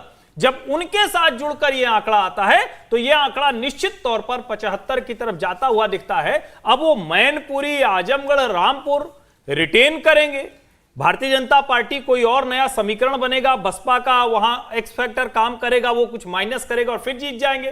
तो 80 में से कितनी बचा पाएगी विपक्षी गठजोड़, ये बात तब करनी चाहिए। भाजपा को कितनी मिलेगी उसकी तो सीलिंग लग गई है, 70 के नीचे जाना नहीं, 70 से 75 की तरफ इस आंकड़े के अनुसार जाती हुई दिख रही है। देखिए अभी हमने जब ये वोट शेयर की चर्चा की तो हमने बसपा का वोट भी इसमें जोड़ करके बात की। ये अपने आप में बड़ा अहम चर्चा का विषय है। बहुजन समाज पार्टी का गठबंधन, इंडिया गठबंधन का हिस्सा बनने का क्या प्रभाव पड़ेगा उत्तर प्रदेश में। अब ये सवाल हो सकता है कि भाई ये तो हम पहले भी देख चुके, 2019 में देख ही चुके हैं, लेकिन इस बार जब एक कलेक्टिव एफर्ट और एक माहौल बना करके ये काम किया जा रहा है पूरे देश में, तब अगर सपा, बसपा, कांग्रेस, आरएलडी और कोई छोटे दल सब मिलकर खड़े होते हैं तो क्या परिस्थिति कुछ बदलेगी। आइए अब जरा बात कर लेते हैं हम कुछ सामाजिक वर्गों के वोट शेयर की। तो इन 80 सीटों में मुस्लिम वोट जो है वो किस तरीके से वोट करता हुआ दिखाई देता है आपके सामने मैं रखने जा रहा हूं। एनडीए को केवल 3%, ये वही बिहार वाला ही डेटा है, लगभग 3% वोट केवल बीजेपी को मुस्लिम समाज से मिलता हुआ दिखाई देता है। इसके अलावा इंडिया गठबंधन की पार्टियों को 78% मुस्लिम वोट जा सकता है, बसपा को 11% मुस्लिम वोट मिल रहा है और अन्य को 8।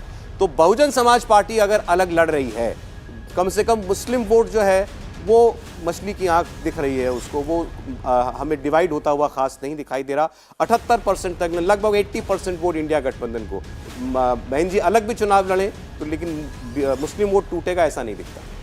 देखिए 2-3 चीज़ें मैं कहना चाहूँगा यहाँ पे। देखिए ऐसा नहीं है कि भाजपा जो है वो उसको ये लग रहा है कि एकदम क्लीन स्वीप होगा या एकदम साफ साफ चले जाएंगे। अगर ऐसा होता तो 2-3 जो बीच में चीज़ें की गई हैं, जो फैसले लिए गए हैं, ऐसा नहीं होता। अपना ज़िला प्रेसिडेंट 70% ज़िला प्रेसिडेंट्स को बदलना, ये बीजेपी ने किया। दूसरी तरफ बीजेपी जो है दलित वोटों की तरफ बेहद कोशिश कर रही है।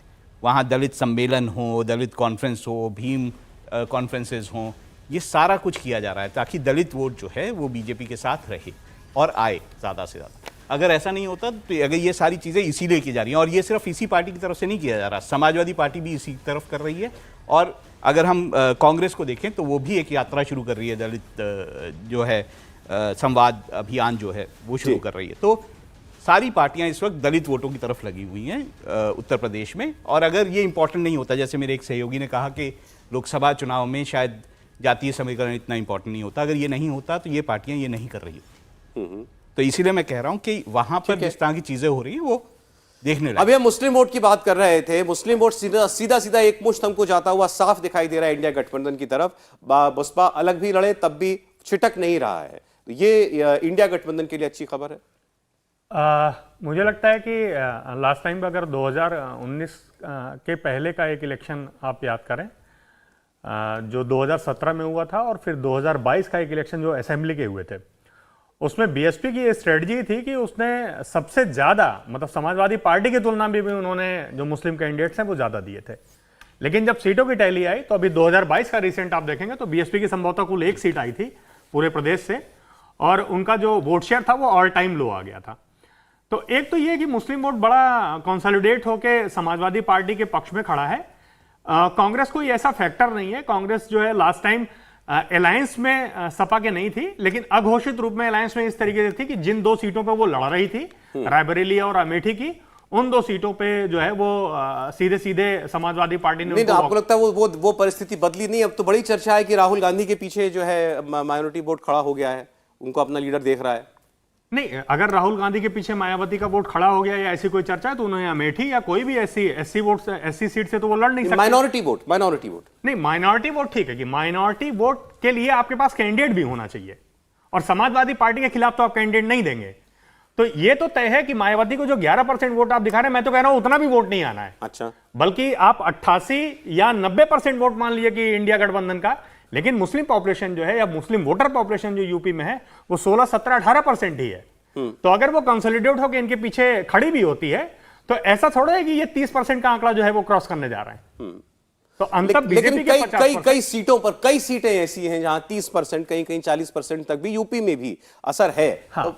तो उन सीटों पर, जैसे आप ही ने जिक्र किया अभी आजमगढ़ की सीट का जी, तो वहां पर प्रभाव पड़ता है। देखिए, पार्लियामेंट्री इलेक्शन, मैंने फिर कहा कि पार्लियामेंट्री इलेक्शन में जो पार्लियामेंट्री सीट होती है वो एक लोकसभा सीट यूपी में आमतौर से 5 विधानसभाओं से मिलकर बनती है।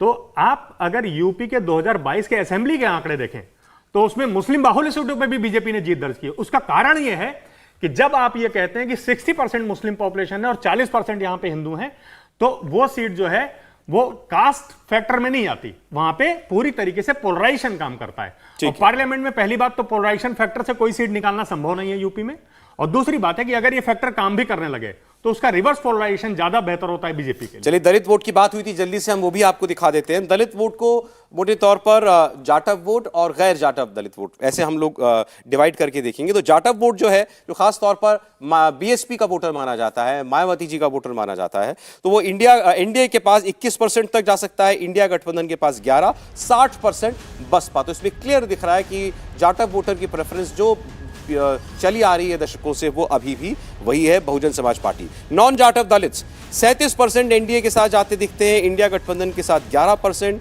47% यहां भी बहुजन समाज पार्टी के पास। लेकिन इसमें कुछ हिस्सा जो है वो जरूर एनडीए या बीजेपी उस पर अपनी पकड़ बनाने में कामयाब हुई है।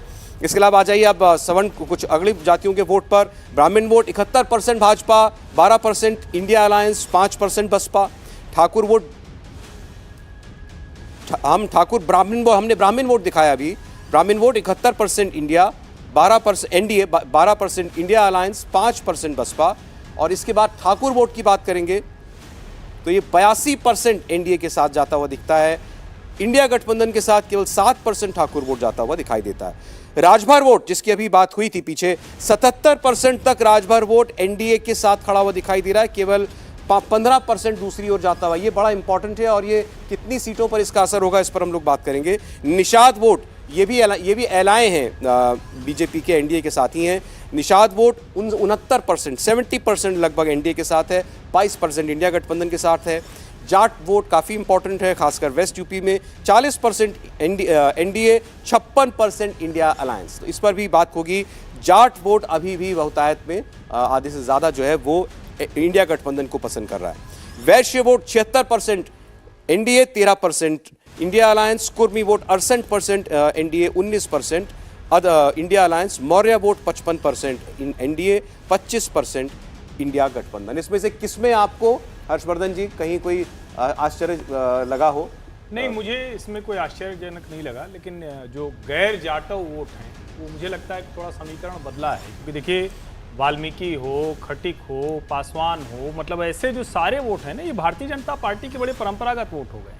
आप अगर ध्यान से देखेंगे तो पिछले कुछ समय में नरेंद्र मोदी के आने के पहले ये शुरुआत हुई थी, और नरेंद्र मोदी के आने के बाद वो पूरी तरह से बदल गया है। विशेषकर पश्चिमी उत्तर प्रदेश में अगर हम ध्यान से देखें तो जो जाट फैक्टर के बाद भी जो सफलता मिली, चाहे वो विधानसभा चुनाव हो चाहे लोकसभा चुनाव हो, 19 और 22 की बात मैं कर रहा हूं, क्योंकि 14 वाला तो फिनोमिना ही अलग था। तो 19 और 22 में जो हुआ, तो यही वो वोट था जिसने भारतीय जनता पार्टी को उस जगह पर सपोर्ट कर दिया जहां उसकी स्थिति बहुत खराब हो सकती थी। तो मेरा यह मानना है आज तो ऐसी कोई स्थिति भी नहीं है, और अभी जो मतलब पॉलिटिकल सिनेरियो दिखता है उसमें मायावती इतनी ताकतवर नहीं दिख रही हैं कि दूसरा कोई मतदाता समूह उनके साथ जुड़े, उनके साथ कटने वाली स्थिति दिख रही, जुड़ने वाली नहीं दिख रही।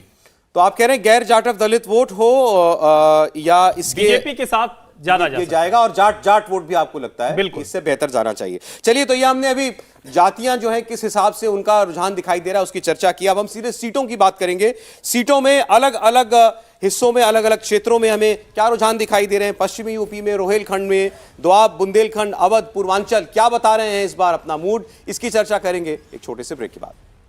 आप देख रहे हैं देश की आवाज पार्ट 3। जी हां, आज तीसरा और आखिरी दिन है इस सर्वे का। सारी 543 सीटों का लेखा जोखा इस सर्वे का आपके सामने आने जा रहा है। केवल एक राज्य बाकी है, और वो सबसे महत्वपूर्ण, सबसे बड़ा राज्य, देश में कौन बनेगा प्रधानमंत्री ये तय करने वाला राज्य उत्तर प्रदेश। 80 सीटें। लेकिन हम चलेंगे क्षेत्रवार, अलग अलग रीजन की बात करते चलेंगे, तो वहां की कुछ महत्वपूर्ण सीटों का भी जिक्र करते चलेंगे जहां बड़ा कॉन्टेस्ट होता हुआ दिखाई दे रहा है। तो आइए पश्चिमी उत्तर प्रदेश से शुरू करते हैं, जहां इस वक्त हम बैठे हुए हैं। पश्चिमी उत्तर प्रदेश में 8 सीटें आती हैं, और हमारा सर्वे ये कह रहा है कि इनमें से 7 सीटें भाजपा को जा सकती हैं, 1 सीट आरएलडी को जाती हुई दिखाई दे रही है। यहाँ कांग्रेस, बसपा, सपा किसी का कोई खाता खुलता हुआ नहीं दिखाई दे रहा। वेस्ट यूपी में 8 सीटों में 7 भाजपा और 1 आरएलडी। ये हम जहाँ हम नोएडा में हैं, इसके अलावा मुजफ्फरनगर, मेरठ, ये गाजियाबाद, जो सारा इलाका है सब पश्चिमी उत्तर प्रदेश के अंदर ही आता है। तो यहाँ की एक एक सीट की हम लोग बात कर लें जल्दी जल्दी। कोई कौन सी इंपॉर्टेंट सीट आपको पश्चिमी उत्तर प्रदेश में सुनाई दिखाई देती है? नहीं, मुझे लगता है कि मुजफ्फरनगर की बात होनी चाहिए, क्योंकि अगर जाट आंदोलन की बात करेंगे, किसान आंदोलन की बात करेंगे, राष्ट्रीय लोकदल की बुनियाद की बात करेंगे, तो मुजफ्फरनगर सीट की बात होनी चाहिए। और चूंकि वहां पर जो संजीव बालियान है, उन्होंने अजीत सिंह को जिस तरह से हराया था, वो सीट बड़ी महत्वपूर्ण इस लिहाज से भी हो जाती है कि अभी पूरा जो राकेश टिकैत और पूरा जो आंदोलन हुआ, उसके बाद भी किसी भी चुनाव में अभी तक ये गठजोड़ बहुत कमाल नहीं कर पाया है।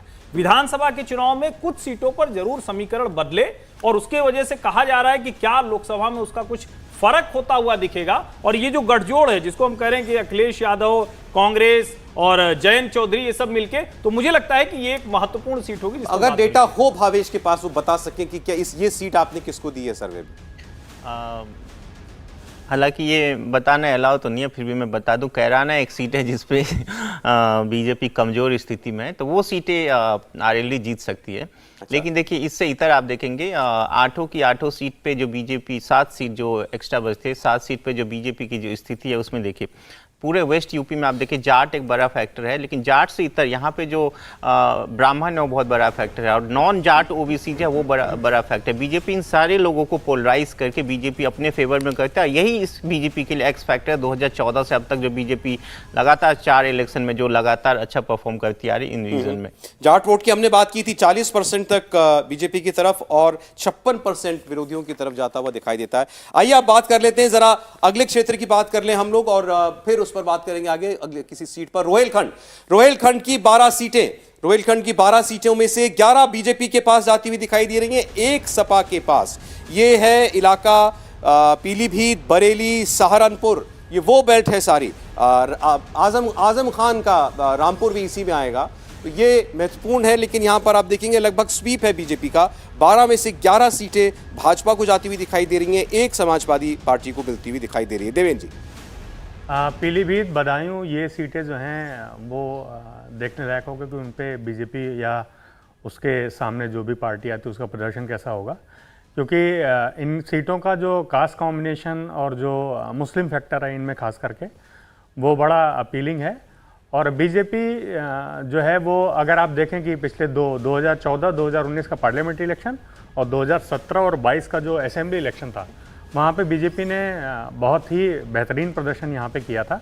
तो अगर सर्वे में ये दिखाया जा रहा है कि हाँ बीजेपी को लगभग लैंडस्लाइड या वन साइडेड विक्ट्री यहाँ मिल रही, तो उसमें कोई बहुत ज़्यादा आश्चर्य की बात नहीं। यहाँ पोलराइज हो रहा है वोटर, पोलराइजेशन मुझे लगता है कि रोहिलखंड और पूरा जो आपका वेस्टर्न यूपी का रीजन है अगर आप यहाँ पे पोलराइजेशन की बात करें, रिलीजियस पोलराइजेशन, वो पूरे यूपी में इसी एरिया में सबसे ज्यादा होता है। सबसे ज्यादा दिखाई देगा। बिल्कुल, इसमें रामपुर की चर्चा भी कर लेते हैं। रामपुर आजम खान की सीट है और रामपुर की विधायक की सीट जो है वो भी बीजेपी के पास है, लोकसभा की सीट भी बीजेपी के पास है। आप अगर यहाँ का भी बता दें, अलाउड तो नहीं है वैसे, लेकिन भावेश बता देंगे। नहीं, रामपुर वो सीट नहीं है। अनफॉर्चुनेटली रामपुर नहीं है, पर वो सीट में नहीं बताऊंगा क्योंकि वो सीट की चार्ज जो समीकरण है उसके लिहाज से बता देता हूं। सहारनपुर की सीट बड़ी महत्वपूर्ण होने जा रही है। इमरान मसूद वो बन नहीं पा रहे हैं, न विधायक बन पा रहे हैं, न सांसद बन पा रहे हैं। अभी समाजवादी पार्टी में गए थे, अब वो कांग्रेस पार्टी में फिर से आ रहे हैं। अब सवाल यह है कि क्या वो एक सीट होगी जो बड़ी रोचक सीट है और प्रभाव उनका बहुत ज्यादा है, लेकिन जिसको कहते हैं ना कि वो भी बेपेंदी का लोटा है, कभी भी किधर चल देते हैं। तो क्या उनके साथ जनता जाएगी, उनको कुछ मिल पाएगा, ये बड़ा सवाल है। और बाकी सीटें तो बहुत क्लियर हैं। एक उसमें ज्यादा रोचक है, पीलीभीत में लड़ेगा कौन? पीलीभीत वरुण गांधी को सीट मिलेगी क्या? नहीं, वरुण गांधी को तो सीट मिल जाएगी। नहीं, भारतीय जनता पार्टी देगा कौन? हाँ, यही सवाल है। मैं यही सवाल कर रहा हूँ कि जिस तरह तो रामपुर आपने डन कर दिया है बीजेपी के लिए? नहीं, मुझे लगता है कि वो कठिन सीट तो है, भारतीय जनता पार्टी के लिए कठिन सीट है, क्योंकि समीकरण के लिहाज से भी कठिन है। पहले भी मैं मानता हूं घनश्याम लोधी जीत गए, लेकिन कुल मिलाकर वो इस चुनाव में फिर से जीत जाएंगे तो बहुत आसान नहीं होगा। इनमें से किसी सीट पर, रीजन पर अगर आपको कमेंट करना हो राहुल जी? देखिए, मैं इनसे बहुत ज़्यादा सहमत हूँ कि ये देखिए, ये ऐसे रीजन्स हैं जहाँ पे बीजेपी जो है वो अच्छा करती आई है, उसने अपना पैठ बनाई है, और ऐसे में ऐसा नहीं लगता कि इन पूरे इलाकों में कोई बीजेपी को खास। वेस्टर्न यूपी, रोहेलखंड, अभी तक हमने 2 चर्चा की, कोई दिक्कत नहीं होनी चाहिए मेरे हिसाब से। इन इलाकों में कोई खास दिक्कत बीजेपी को नहीं। दोआब की बात करते हैं, आइए। 11 सीटों वाला दोआब इलाका, इसमें बीजेपी को 11 सीटें मिलती, 13 सीटें हैं टोटल, 11 बीजेपी को और 2 सपा को मिलती हुई दिखाई दे रही है। ये सारा जो बेल्ट है, कन्नौज, मथुरा, मैनपुरी, यहां से फिरोजाबाद, ये सारा सपा परिवार का गढ़ है, आप यूं समझ लीजिए। ये सीटें उस बेल्ट में आती हैं जहां समाजवादी पार्टी के नेताओं का, जहां मुलायम सिंह यादव का गांव है। अब आप इसी से अंदाजा लगा सकते हैं कि उनके लिए कितना महत्वपूर्ण भी है और उनका कितना दबदबा भी यहां पर होगा। इसके बावजूद बीजेपी 11 और समाजवादी पार्टी 2 सीट पर जीत सकती है आज की परिस्थितियों में, ये सर्वे हमारा बता रहा है। आप किस पर पहले बात करना चाहेंगे? मथुरा, कन्नौज, मैनपुरी? शुरुआत आपसे हर्षवर्धन जी करते हैं। नहीं, मुझे लगता है कि यहाँ जब सीटें कहते हैं, जब 2 सीट दिख रही तो बहुत साफ दिख रहा है कि मैनपुरी और कन्नौज, ये 2 सीटें हैं जो समाजवादी पार्टी के लिए मुफीद सीटें हैं, वो जीत सकते हैं। और उसके अलावा मुझे लगता है कि गठजोड़ की तरफ से मैनपुरी में अभी डिंपल यादव हैं, सांसद हैं। बिल्कुल। कन्नौज की सीट बीजेपी के पास है, सुब्रत पाठक के पास है। लेकिन मुझे लगता है कि यही वो 2 सीटें हैं जहां समाजवादी पार्टी का कुछ स्टेक दिखता है। उसके अलावा आप देखेंगे तो मथुरा में कोई गुंजाइश बहुत दिखती नहीं। हालांकि चर्चा ये है कि हेमा मालिनी जाएंगी तो क्या भारतीय जनता पार्टी श्रीकांत शर्मा को टिकट देगी या किसी और को दे सकती है। जयंत चौधरी की एक दावेदारी वहां होगी कि किधर से लड़ेंगे, बागपत की सीट से लड़ेंगे या फिर वहां जाएंगे। लेकिन ओवरऑल अगर कहें तो यही 2-3 सीटें हैं जहां गठबंधन के लिए स्कोप है। इसके अलावा बहुत गुंजाइश वहां दिखती नहीं। मैनपुरी, कन्नौज समाजवादी पार्टी का गढ़। और एक रिक्वेस्ट मेरे पास आई है फिरोजाबाद की भी, उसके बारे में भी बताएं। बिल्कुल ठीक है। हाँ, फिरोजाबाद सीट जो है वो अखिलेश यादव और उनकी फैमिली के पास ही लंबे समय तक रही है। बाई इलेक्शन में कभी उस सीट पे राज बब्बर ने संभवतः जो है वो पराजित किया था समाजवादी पार्टी कैंडिडेट को, आईएनसी कैंडिडेट के रूप में वो थे। एक बहुत महत्वपूर्ण चीज़ ये है कि कन्नौज सीट को मैं ये नहीं मानता हूँ कि अब वो समाजवादी पार्टी गढ़ रही है। बेसिकली ऐसा कहा जाता है कि 2014 में ही वो सीट समाजवादी पार्टी मनोबल के रूप में हार गई थी। अच्छा। और 2019 में बिल्कुल ये साफ हुआ, क्योंकि उस समय 2012 से लेके 2017 के बीच में समाजवादी पार्टी की सरकार थी, इसलिए सुब्रत पाठक जो है वो सेकंड कैंडिडेट पोल हुए थे, बहुत कम मार्जिन से हारे थे। 2019 में उन्होंने इस कमी को भी पूरा कर दिया। और कन्नौज सीट लगभग उस तरीके की सीट मानी जा रही थी जैसे अमेठी में राहुल गांधी की जो हार हुई थी, उसी तरीके से माना जाता है कि कन्नौज में जब अखिलेश यादव की पत्नी जो है वो चुनाव लड़ते हुए हार गई तो वो बड़ा चौंकाने वाला था। तो आज की डेट में सुब्रत पाठक की जो कन्नौज सीट है वो बीजेपी के लिए बहुत स्ट्रांग है। ये जरूरी नहीं कि उनको कैंडिडेट बनाया जाए, लेकिन जो फिरोजाबाद की सीट है वो ये देखना होगा कि समाजवादी पार्टी के खिलाफ वहां पे बीएसपी का कैंडिडेट किस तरीके का आता है और बीजेपी से खुद कैंडिडेट किस तरीके का फील्ड किया जाता है।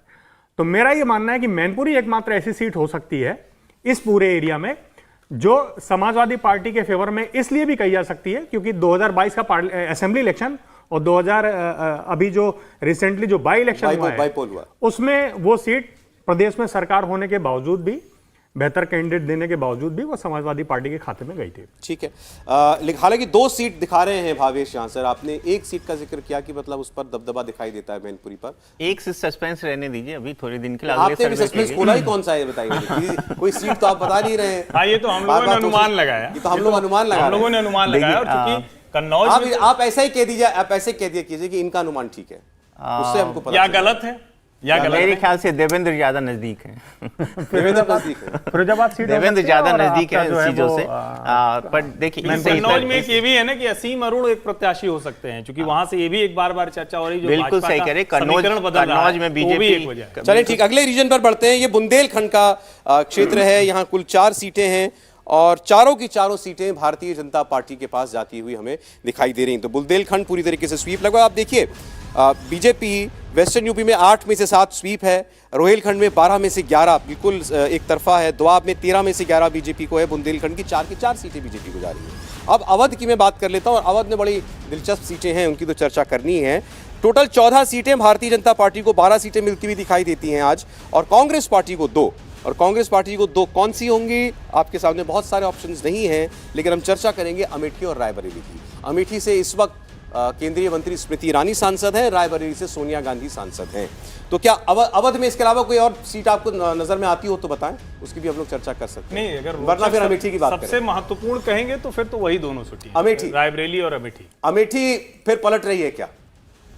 अब मुझे तो ऐसा नहीं दिखता है, लेकिन आप मुझे बार बार ऐसे मैं पूछ आपसे रहा हूं, लेकिन देख उनकी तरफ रहा हूं। ये ठीक है, कहीं पे निगाहें कहीं पे निशाना तो भावेश जी बताएंगे। लेकिन निश्चित तौर पर अमेठी सीट हमेशा, क्योंकि वो गांधी परिवार की इतनी मजबूत सीट रही है, और कई बार होता है कि सेंटिमेंट बदलता है लोगों के मन में, लेकिन उसका एक दूसरा पहलू है। राहुल गांधी अपनी उस सीट पर पलटकर देखने भी नहीं गए, इसके बावजूद कि स्मृति ईरानी इतना काम कर रही हैं, इसके बावजूद कि स्मृति ईरानी वहां की खबरों को लेकर चर्चा में रहती, राहुल गांधी वहां जाते नहीं। अब उसके बाद भी अगर जनता अमेठी में जिताने की कोई गुंजाइश तैयार कर रही है, तो फिर तो ये सर्वे बताएगा उसके आधार पर समझ। देखिए, अमेठी और रायबरेली की सीट सच में इस बार इंटरेस्टिंग हो सकती है। कांग्रेस के भीतर भी एक मंथन चल रहा है कि इन सीटों से किन को खड़ा किया जाए, और कुछ ऐसे भी मंथन में बातें आ रही हैं कि बड़े नाम जो है यहाँ से खड़े किए जा सकते हैं, ताकि बीजेपी को एक चुनौती मिले। तो अगर ऐसा होता है और एक सरप्राइज कैंडिडेट जो है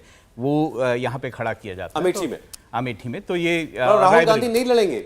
मैं ये कह रहा हूँ कि ये हो सकता है, क्योंकि ये बात जो है कांग्रेस के भीतर ये मंथन है कि किन इन दोनों सीटों पे, खासतौर से रायबरेली को भी अगर हम देखें तो उस पर किसे खड़ा किया जाए, अगर सोनिया गांधी जो हैं वो नहीं करती हैं। देखिए, यही चर्चा है कि हेल्थ रीजंस की वजह से सोनिया गांधी शायद रायबरेली से चुनाव ना लड़े, तो उनकी जगह अब चूंकि वो बिल्कुल पॉकेट बोरो माना जाता है, तो वहां से प्रियंका जी चुनाव लड़ सकती हैं। सवाल दूसरा ये महत्वपूर्ण है जो बताया अभी राहुल जी ने, अमेठी की सीट पर वापस चुनाव लड़ने के लिए राहुल गांधी आएंगे या नहीं आएंगे। पिछले चुनाव में दो जगहों से चुनाव लड़े थे, अमेठी से हार गए, वायनाड से जीत गए। अमेठी के बाद हर्षवर्धन जी ने जैसा कहा, बहुत ज्यादा ताल्लुक उन्होंने नहीं रखा इन बीते 5 सालों के अंदर, लेकिन क्या अपनी इस पारिवारिक सीट को बिल्कुल ही त्याग देंगे, छोड़ देंगे राहुल गांधी? क्या लगता है देवेंद्र जी आपको? देखिए, अगर आप, मैं यूपी के पर्सपेक्टिव में केवल बात कर रहा हूं, जब आप अमेठी और रायबरेली सीट की बात करते हैं तो दो चीज़ें बहुत स्पष्ट रूप से समझ लिए कि राहुल गांधी अगर वायनाड गए हैं तो उसका बड़ा सिंपल सा रीजन था कि ये फीडबैक था कि अमेठी सीट जो है वो लूज कर रहे हैं और उनको लड़ना था,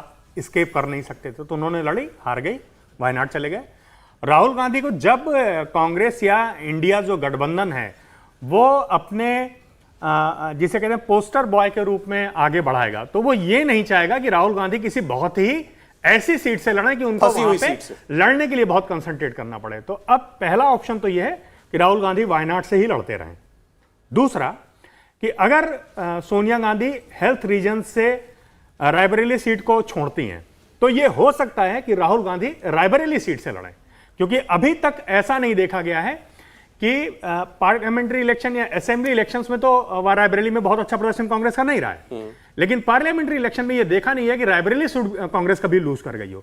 तो राहुल गांधी के लिए रायबरेली सीट आसान हो सकती है, इसलिए भी आसान हो सकती है क्योंकि वहां पे लड़ने के लिए बीजेपी के पास स्मृति ईरानी जैसा कोई चेहरा फिलहाल नहीं है। नहीं, लेकिन इसमें फिर एक चीज और छूट जाएगी, क्योंकि माना जा रहा है कि प्रियंका गांधी वाड्रा के लिए इलेक्टोरल पॉलिटिक्स में आना अब जो है वो प्लेटफॉर्म पूरी तरह तैयार कर लिया बिल्कुल ठीक है, और इस बार वो चुनाव लड़ेंगी। मैं वही कह रहा हूं कि अगर कांग्रेस अपनी अमेठी सीट को बहुत सेफ खेलते हुए या थोड़ा सा रिस्क उठाते हुए लड़ना चाहेगी तो प्रियंका गांधी अमेठी सीट से कांग्रेस का चेहरा हो सकती है। देखिए मेरा महिला कैंडिडेट के मेरा ये भी कहना स्मृति ईरानी को है, मेरा ये भी सकती हैं। कहना है कि जो प्रियंका गांधी है उनके लिए कई सीटों पे बातचीत हो रही है। जैसे अभी कहा कि अमेठी की बात है, वैसे ही वाराणसी की सीट पे भी बात हो रही है। तो अगर ऐसा होता है तो ये देखना होगा कि कांग्रेस कितना रिस्क इन लोगों के साथ लेती हैं। क्या वो उन्हें जो है वाराणसी की सीट से लड़ाएंगी, क्या वो उन्हें रायबरेली से लड़ाएंगी या अमेठी से लड़ाएंगी, ये देखने वाली बात है। पर हाँ, ये बात जरूर है कि इनमें से एक महत्वपूर्ण सीट जो है उसमें एक बड़ा चेहरा लड़ेगा। प्रियंका लड़ेंगी, ये भी इस बार आपको तय लग रहा है? सौरभ जी एक चीज और करना ऐसा लगता है कि वो इलेक्टोरल पॉलिटिक्स में आ जाएगा। एक बार हर्ष जी का एक कमेंट आना चाह रहा था बीच में। नहीं, मुझे मतलब ये ठीक है कि कहा जा रहा है कि रायबरेली सीट जो देवेंद्र जी ने बताया वो एकदम सच है, लेकिन बस एक आंकड़ा मैं बता दूं कि 2014 से 2019 आते आते सोनिया जी की जीत का अंतर करीब करीब 60% कम हो गया। तो ये जानकारी भी लोगों को होनी चाहिए। जैसे मैनपुरी में अंतर घटता चला गया था, वैसे ही इस सीट पर भी अंतर घटा है। नंबर 1। नंबर 2 ये कि दिनेश प्रताप सिंह को और वहां जिसको हम कहते हैं ना कि जो अदिति सिंह है, जो पूरा एक तरह से रायबरेली का महत्वपूर्ण परिवार है, जिसके घर में सोनिया जी, राहुल जी, प्रियंका जी जाते थे तो उसी घर में रुकते बैठते थे, वो अब भाजपाई है। ये भी समझना चाहिए। जो विधायक थी वो बाद में इधर आ गई। तो कुल मिलाकर रायबरेली कोई अलग से वोट करेगा ये मुझे लगता नहीं है। और रायबरेली में राहुल गांधी जाएं और फिर गड़बड़ हो जाए तो फिर देखिए, रायबरेली अमेठी के चक्कर में हम ऊपर आंकड़ा देखना भूल गए। अभी देखिए 508 सीटों का सर्वे आया है और एनडीए गठबंधन बहुमत के आंकड़े से ऊपर आपको जाता हुआ दिख गया। 283 पर इस वक्त एनडीए खड़ा है। यानी हमारा सर्वे ये बता रहा है कि एनडीए गठबंधन की पूर्ण बहुमत की सरकार बनती हुई बिल्कुल स्पष्ट तौर पर दिखाई दे रही है। 283 सीटें। अभी आप देखिए कई सीटों का अभी सर्वे आना बाकी है। पूर्वांचल की 29 सीटें अभी खुलना बाकी है उससे पहले ही। और इंडिया गठबंधन जो है वो 169-170 के आसपास पहुंचता दिख रहा है। अदर्स जो हैं वो 56 के आसपास। अगर आप इन दोनों को भी जोड़ लेंगे तो भी एनडीए के गठबंधन से काफी पीछे आपको ये नजर आएगा। तो अपने दम पर एनडीए गठबंधन सरकार बनाएगा, इसमें कोई दो राय नजर नहीं आ रही इस सर्वे की रोशनी में। अब यह सवाल है कि क्या बीजेपी वो खुद 272 का आंकड़ा अपने दम पर पार कर रही है? बहुत कुछ इन 29 सीटों पर डिपेंड करेगा। लेकिन मैं वो पूर्वांचल की 29 सीटें खोलूं उससे पहले कुछ सवाल आप लोगों के, आप खुल के पूछिए सवाल देश की पॉलिटिक्स के ऊपर। बोलिए। नमस्कार सर, मेरा नाम शिवी है और मेरा सवाल ये है कि अभी हाल ही में विमेन रिजर्वेशन बिल पास हुआ था, तो उसका लोकसभा के चुनाव पे कोई असर देखने को मिल सकता है? कल भी ये सवाल आया था और मैंने जवाब दिया। जैसे देखिए, कॉस्मोपॉलिटन जो सिटीज़ है, जैसे दिल्ली हो गया, महाराष्ट्र के कुछ 7-8 सीटें हैं, दिल्ली के जो सीटें हैं, उसके बाद आप पुणे की सीटें ले लीजिए, या यूपी में ही आप नोएडा ले लीजिए, गाजियाबाद ले लीजिए, इन सब जगहों पे जरूर इसका प्रभाव पड़ेगा। हालांकि वो डिपेंड करता है कि ये मुद्दा अगले 5-6 महीने में किस तरह डेवलप होते, क्योंकि अदर जो अपोजिशन पार्टी है वो भी इसको अलग एंगल देने की कोशिश करें कि इसमें ओबीसी रिजर्वेशन क्यों नहीं किया गया। तो वो सारी चीजें पैन इंडिया आपको इसका कोई इम्पैक्ट फिलहाल पैन इंडिया असर नहीं है, बट जो कॉस्मोपॉलिटन जगह है वहां पे दिख रहा है। सर, मेरा सवाल ये है कि जो अभी इलेक्शन होंगे लोकसभा में, उसमें क्या कीज इशू रहेंगे जो कि गवर्नमेंट जो है फेस करेगी? दूसरा, जो नई गवर्नमेंट आएगी उसमें क्या कौन से ऐसे अपॉर्चुनिटीज़ और चैलेंजेस वो फेस करेंगे, और जो नई पॉलिटिकल पार्टी आएगी वो इन्हें कैसे फेस कर सकती है? पहले आप पहले वाला हिस्सा ले लेते हैं। इस सरकार आज की तारीख में क्या मुद्दे आपको दिखाई दे रहे हैं चुनाव में जाते हुए? प्रमुख मुद्दे क्या हैं? नहीं, मुझे लगता है कि सबसे प्रमुख मुद्दे किसी भी सरकार में जो एक जिसको कहते हैं ना कि शाश्वत मुद्दे हैं, वो महंगाई और बेरोजगारी रहते हैं। लेकिन जब वोट देने जाते हैं तो उस वक्त जाति बहुत मैटर करती है, धर्म बहुत मैटर करता है।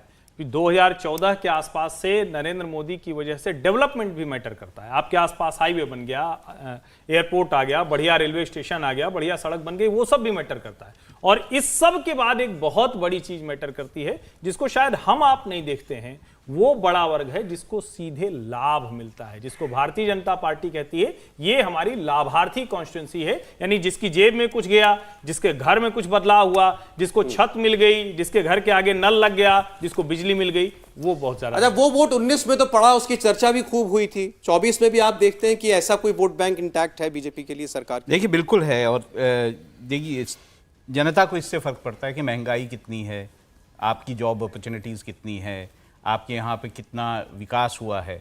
और जैसा उन्होंने कहा कि डायरेक्ट जो बेनिफिट है जो बीजेपी ने शुरू किया है वो उनको मिल रहा है या नहीं मिल रहा है, ये सारे मुद्दे होंगे। लेकिन मैं एक और बात कहता हूं कि इन चुनावों से पहले एक बड़ा मुद्दा, क्या वो एक बड़ा मुद्दा बन पाएगा, ये देखने वाली बात है, वो है राम मंदिर का बनना।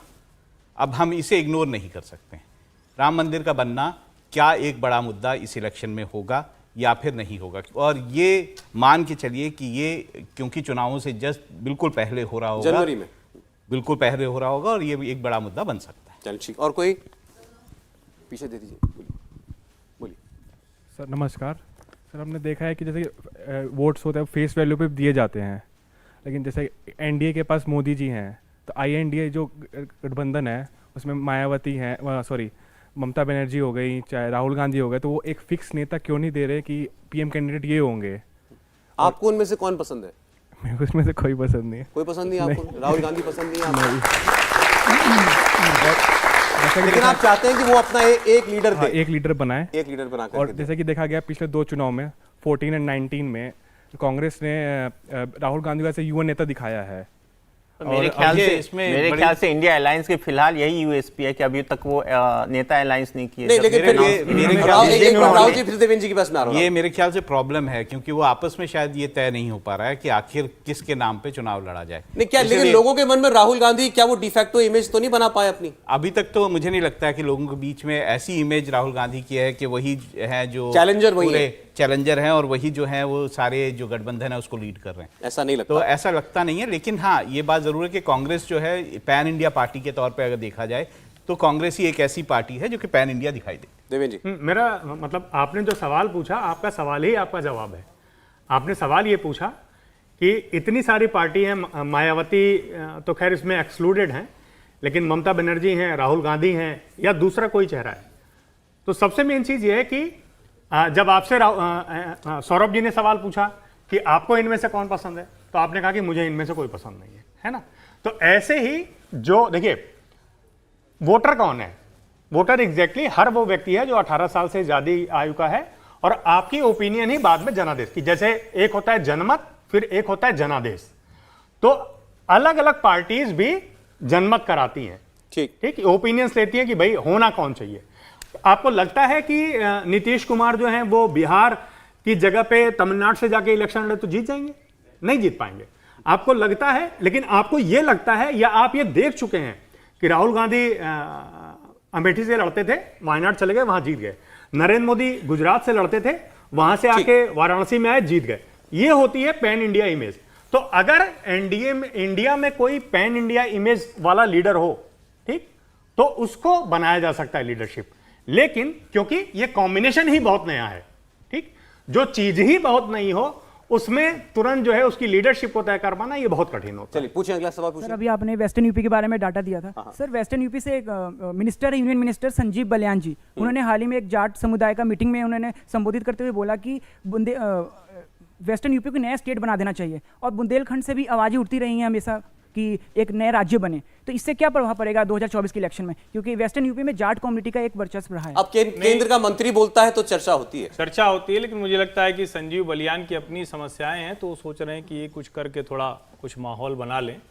भारतीय जनता पार्टी या उत्तर प्रदेश की जनता किसी भी कीमत पर ऐसे किसी विचार को खारिज करती है। और एक बात मैं गंभीरता से कहता हूं, इसी राज्य का नागरिक होने के नाते, कि हम देश के नागरिक रहते हैं, राज्य वाला नागरिक आता नहीं। सब नेशनलिज्म उत्तर प्रदेश में नहीं है, और मुझे लगता है कि ये बहुत जरूरी है। बिहार में भी वो दिखता है, कभी कभी भले कोई कहे कि हम बुंदेलखंड के हैं, हम पूर्वांचल के हैं, लेकिन देश के लिए एसेट होते हैं। और मुझे लगता है कि संजीव बालियान का बयान सिर्फ और सिर्फ चुनावी शिगुफा भर है। जी पूछिए।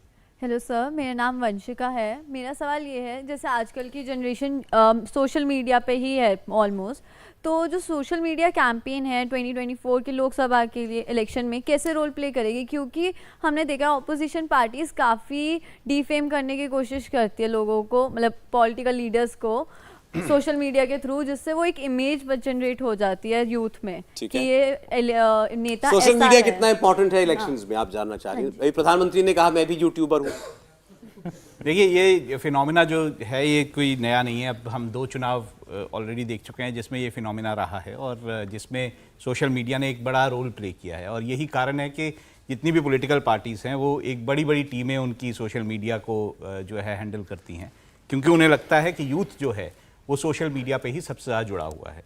और यूथ की ओपिनियन जो है वो इस देश में बहुत मैटर करती है, उनका वोट बहुत ज़्यादा मैटर करता है। सर एक्चुअली एक ऑफिशियल हैंडलिंग अलग हो गई, बट एक मैं पूछ रही हूँ जो इनडायरेक्टली हम टारगेट नहीं, ठीक है, मैं समझ गया। आप जवाब दीजिए कि आपको क्या लगता है कि कौन पार्टी किस नेता की छवि खराब करती है? नहीं, मुझको ये नहीं पता कौन सी पार्टी कर रही है स्पेसिफिकली, बट जस्ट मैं ये बोल रही हूँ जैसे आज के जनरेशन की लैंग्वेज में बोलूँ मीम्स जैसे बनते हैं, अगर किसी नेता पे बनते हैं, किसी की स्पेसिफिक एक वर्डिंग्स ले ली कि इस पे मीम बनना शुरू हो गए, उस नेता की एक इमेज क्रिएट हो जाती है। आप भी तो एक दूसरे के बारे में मीम बनाते हैं। नहीं, मुझे लगता है मीम्स बनना तो लोकप्रियता का भी एक सूचक है। मेरे ख्याल से ये आज की पॉलिटिक्स का एक हिस्सा है, और उसी मीम्स में अगर ज्यादा नेगेटिविटी हो गई, मेरे ख्याल से मेरे मन में सवाल आ गया, सोशल मीडिया पर कौन सी पार्टी आपको ज्यादा एक्टिव नजर आती है? आप ही बताइए। चलिए पहले कांग्रेस बीजेपी पूछता हूं आपसे। कांग्रेस का मैंने राहुल गांधी पे ज्यादा मीम्स देखे हैं। राहुल गांधी पे बनते हैं मतलब बीजेपी का सोशल मीडिया ज्यादा है, सोशल मीडिया पर हावी है। आप लोग सहमत हैं क्या? ऐसा होता है क्या? ठीक है, तो ये तो जो कांग्रेस की सोशल मीडिया टीम है उसको इसके बारे में कुछ करना पड़ेगा। एक सवाल और, फिर मैं फिर डेटा के पास जाऊंगा। और कोई पीछे दे दिए, उन्होंने टोपी पहनी हुई है। सर मेरा सवाल ये है, बिहार को लेकर है। उसमें ये पूछना चाहता हूँ कि जैसे बिहार में प्राइवेट जॉब्स, मतलब उसकी तो वैसे भी कमी है, वहाँ पर तो लोग वैसे भी काम करते नहीं, कोई मेजर इंडस्ट्री नहीं है, तो और भी मतलब एक साथ में प्रॉब्लम, एक मेजर इशू आ रहा है कि वहाँ पर मतलब कि गवर्नमेंट ने प्लान करा है कि हम यहाँ पर प्राइवेट जॉब में भी रिजर्वेशन लेकर आएंगे, तो इसकी वजह से सर जो इन्वेस्टमेंट आने वाली होगी वो भी रुक तो नहीं जाएगी? तो गवर्नमेंट सर इस बारे में कुछ सोच नहीं रही है। कभी कास्ट सर्वे, कभी प्राइवेट सेक्टर में रिजर्वेशन, ये क्या आज के दौर के मुद्दे होने चाहिए? इसका जवाब तो नीतीश सरकार को देना ही पड़ेगा। मेरे ख्याल से इतने सालों से अगर वो सरकार चला रहे हैं, तो क्या उनको ये जो विकास का मुद्दा है, जो यूथ का बिहार के मुद्दा है कि वहाँ नौकरियों की कमी है, बिहार का यूथ बाहर आके नौकरियां करता है, तो ये मुद्दा ऐसा है जिसका जवाब उन्हें चुनावों में देना ही पड़ेगा। नहीं, और मुझे लगता है कि जो लोग ये नारा लगा रहे हैं, जिसकी जितनी संख्या भारी उसकी उतनी हिस्सेदारी, उन्हें एक कुछ उद्योग लगाना चाहिए और उसमें उसी हिस्सेदारी के लिहाज से लोगों को रख कर और मॉडल दिखाना चाहिए। चलिए एक सवाल और ले लेंगे। किनके पास है माइक? दे दीजिए, इनको दे दीजिए माइक। नमस्कार सर। सर अभी आपने पश्चिम उत्तर प्रदेश में दिखाया कि 8 में से 7 सीट जीत रही है बीजेपी जी। लेकिन सर अभी 1 साल पहले श्रीकांत त्यागी प्रकरण हुआ था, उसमें त्यागी ब्राह्मण सब एक साथ होके आ गए थे और बीजेपी की बहुत खिलाफत कर रहे थे। तो सर आपको क्या लगता है कि वो ये रोल निभा पाएगा, इसमें कुछ उलटफेर हो पाएगा इधर सीटों में? नहीं, ऐसे मुद्दे मुझे लगता है कि मुझे ये सब मुद्दे गली नुक्कड़ के मुद्दे ज्यादा हुए। आपको लगता है कि जो त्यागी वाला इशू हुआ था ये जाट आंदोलन से बड़ा है? नहीं बड़ा है ना। जाट आंदोलन का कोई फर्क 2022 के इलेक्शन में आपको रिजल्ट्स में रिफ्लेक्ट हुआ? नाम क्या आपका? मेरा तो सार्थक त्यागी नाम है। इसीलिए सार्थक, आपने बहुत सार्थक सवाल पूछा है, लेकिन बहुत सिंपल सा जवाब है।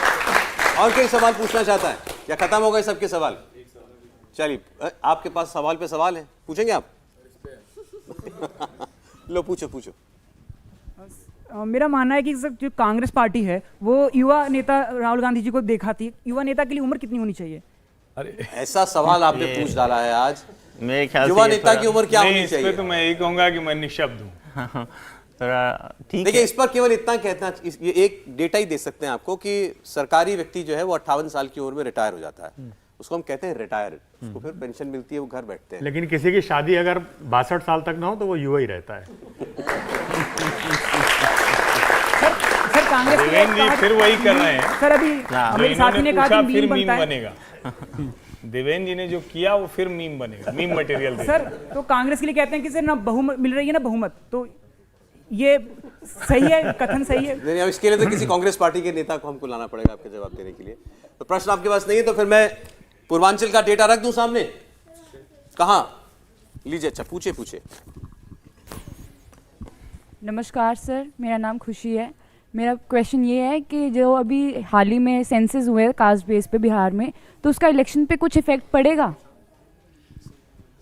ये देखना पड़ेगा कि आगे इस मुद्दे को कैसे कौन सी पॉलिटिकल पार्टी उठाते। अभी जो फाइंडिंग्स आए हैं कास्ट सेंसस के, उसमें देखिए सब हर एक पॉलिटिकल पार्टी के लिए कुछ न कुछ है और अपनी सुविधा के अकॉर्डिंग हर एक पॉलिटिकल पार्टी उसको प्ले कर रही है। जैसे बीजेपी का एक हाथ में लगा कि मुस्लिम की आबादी वहाँ पे बढ़ रही है, मुस्लिम के कुछ उच्च वर्गीय को उसमें ईबीसी में शामिल कर दिया। वैसे ही नीतीश कुमार के लिए है कि वो जितनी आबादी के अनुसार रिजर्वेशन के बारे में सोचे। तो हर पॉलिटिकल पार्टी के लिए कुछ ना कुछ है, उसमें उनको उनकी राजनीति उसकी तरह सूट करेगी। लेकिन देखना होगा कि आने वाले दिनों में उसको लेके किस तरह की पॉलिटिक्स की जाती है और ये मुद्दा कहां आगे तक जा पाता है। बीजेपी भी कोशिश करेगी कि इस मुद्दे से उसको ज्यादा नुकसान ना हो या कोई नुकसान हो या फायदा हो, क्योंकि बीजेपी के पास भी बीजेपी की जो आज के डेट में जो पॉलिटिक्स है ओबीसी पॉलिटिक्स की ही बीजेपी करती है आज के डेट में। तो वो चीजें देखना पड़ेगा किस तरह ये मुद्दे आगे बढ़ते हैं। देखिए, इसमें नीतीश कुमार जो है उनको भी जवाब देना पड़ेगा कि जब वो ओबीसी में उन्होंने अति पिछड़ा वर्ग जो है उसे अलग कर दिया, जिसमें 36% उन्होंने बताया कि वो हैं, तो ऐसे में उनको भी ये जवाब देना पड़ेगा कि उस 36% का कितना रिप्रेजेंटेशन उनके अपनी कैबिनेट में है। चलिए तो आइए अब बात करते हैं पूर्वांचल की। पूर्वांचल में 29 सीट हैं और ये सीटें खुलते ही आपके लिए ये सारी सीटें 543 क्लियर हो जाएंगी।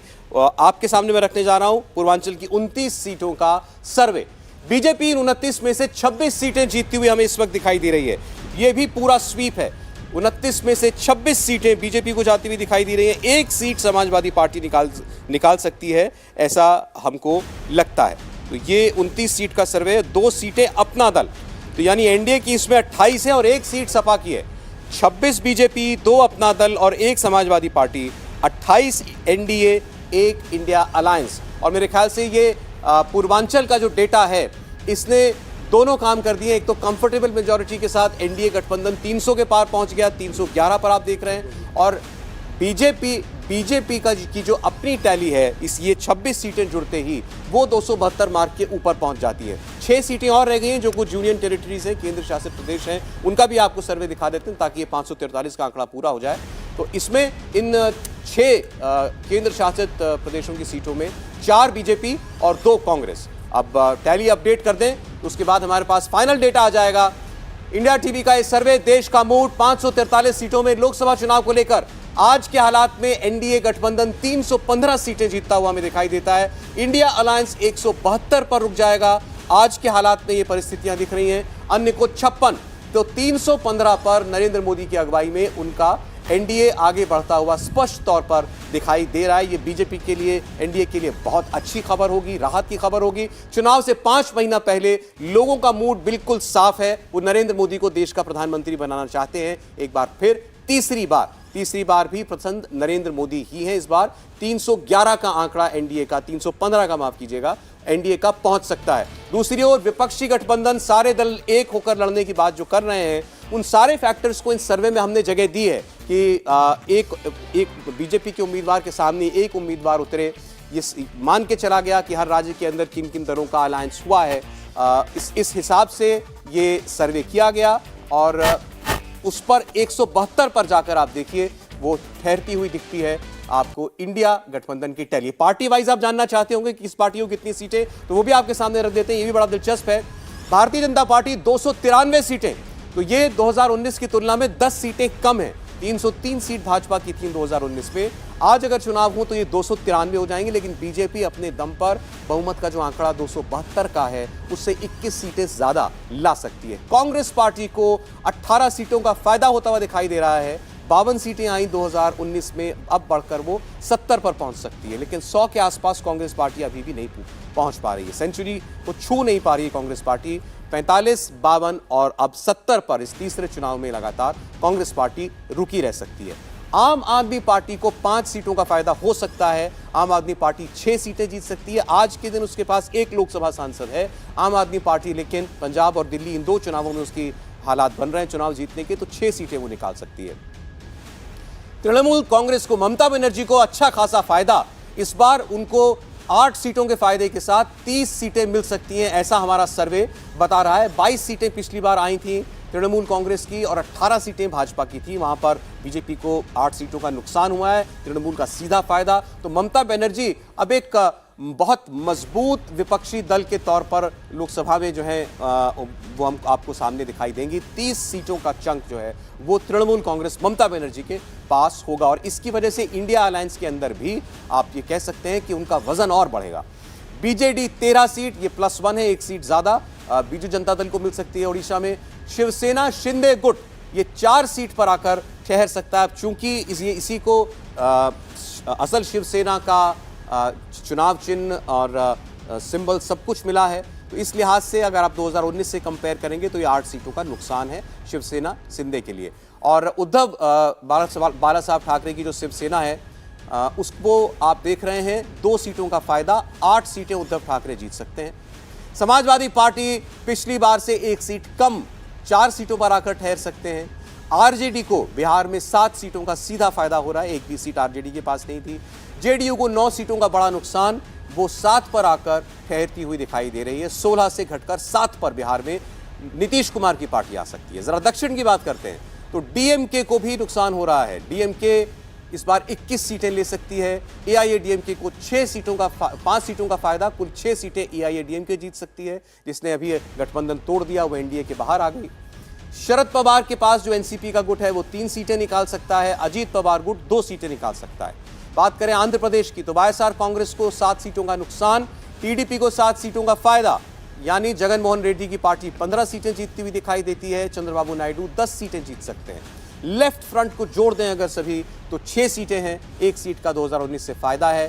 बीआरएस को केसीआर तेलंगाना के मुख्यमंत्री, उनको 1 सीट का नुकसान, वो 8 सीटें जीत सकते हैं और अन्य के खाते में 30 सीटें जाती हुई दिखाई दे रही। तो बीजेपी अपने दम पर मेजॉरिटी मार्क के पार, कांग्रेस पार्टी इस बार भी 100 के आसपास नहीं पहुंच पा रही, लग रहा है 70 पर वो ठहर जाएगी। और अब विपक्ष में अगर सबसे बड़ा कोई दल दिखाई देगा कांग्रेस पार्टी के बाद तो वो होंगी ममता बनर्जी। ये हेडलाइंस जो आप इसकी अब निकाल सकते हैं। तो ये कमोबेश बता रहा है आपको कि नरेंद्र मोदी जिस लोकप्रियता के साथ 2014 का चुनाव लड़ने आए थे, आज भी उसमें कहीं कोई कटौती नहीं है। देवेंद्र जी। हाँ, मुझे लगता है कि जो अगर 300 से घट के अगर 293 का भी आंकड़ा है तो ये बीजेपी के लिए बहुत ही जिसे कहते हैं सुकून देने वाला आंकड़ा कहा जा सकता है। जब सारा विपक्ष एक है, सारा विपक्ष एक है, एक नए किस्म का अलायंस आया है जो कि 2019 में नहीं था, जिसमें कि मेजर बीजेपी की opponent political party across the state साथ आ रही हैं। कांग्रेस का भी ये मानना है कि बहुत सारे स्टेट में उनकी सरकारें आई हैं राज्यों में, जैसे कर्नाटक भी एक नया स्टेट है। तो कांग्रेस को ऐसा लगता है कि उसको अपस्विंग मिलना चाहिए। आप 70 सीटों का आंकड़ा दिखा रहे हैं तो वो 50 या 56 से बढ़ के 70 तक अगर आए तो ये उनके लिए बहुत उत्साहजनक तो नहीं कहा जा सकता। तो बीजेपी के लिए ये सर्वे का आंकड़ा जो है वो राहत देने वाला है, मेरे विचार से। हर्षवर्धन जी। नहीं, मुझे लगता है कि जिस बात को लेकर बार बार सबसे ज्यादा चर्चा हो रही थी कि क्या कोई ऐसा डेंट लगेगा कि 272 का एक जो मैजिकल फिगर है उससे नीचे भाजपा रह जाएगी क्या, क्योंकि सारी लड़ाई वही है। एनडीए तो चुनाव में जीत जाएगा, इसको लेकर तो शायद वो जो इंडिया नाम से गठजोड़ बना है उसको भी कोई भ्रम नहीं, लेकिन भारतीय जनता पार्टी को नीचे रोकेंगे। चुनाव के बाद हम ये कोशिश करेंगे कि देखिए भारतीय जनता पार्टी तो बड़ा गड़बड़ कर रही थी, तानाशाही रवैया था, उसकी कोशिश करेंगे तो वो ध्वस्त होती हुई दिख रही है। इसके 2 मायने बड़े सीधे हैं कि आप लोग जो जमीन तैयार कर रहे हैं वो जनता के भरोसे पर नहीं है, दरअसल नरेंद्र मोदी के खिलाफ है, और दूसरा नरेंद्र मोदी अपना जो एजेंडा चला रहे हैं कम से कम आज की तारीख तक जनता को लगता है कि वो देश का एजेंडा है, देश के हित का एजेंडा है। कांग्रेस पार्टी के लिए क्या कहेंगे? 52 से बढ़कर 70 पहुंचती दिखाई दे रही है।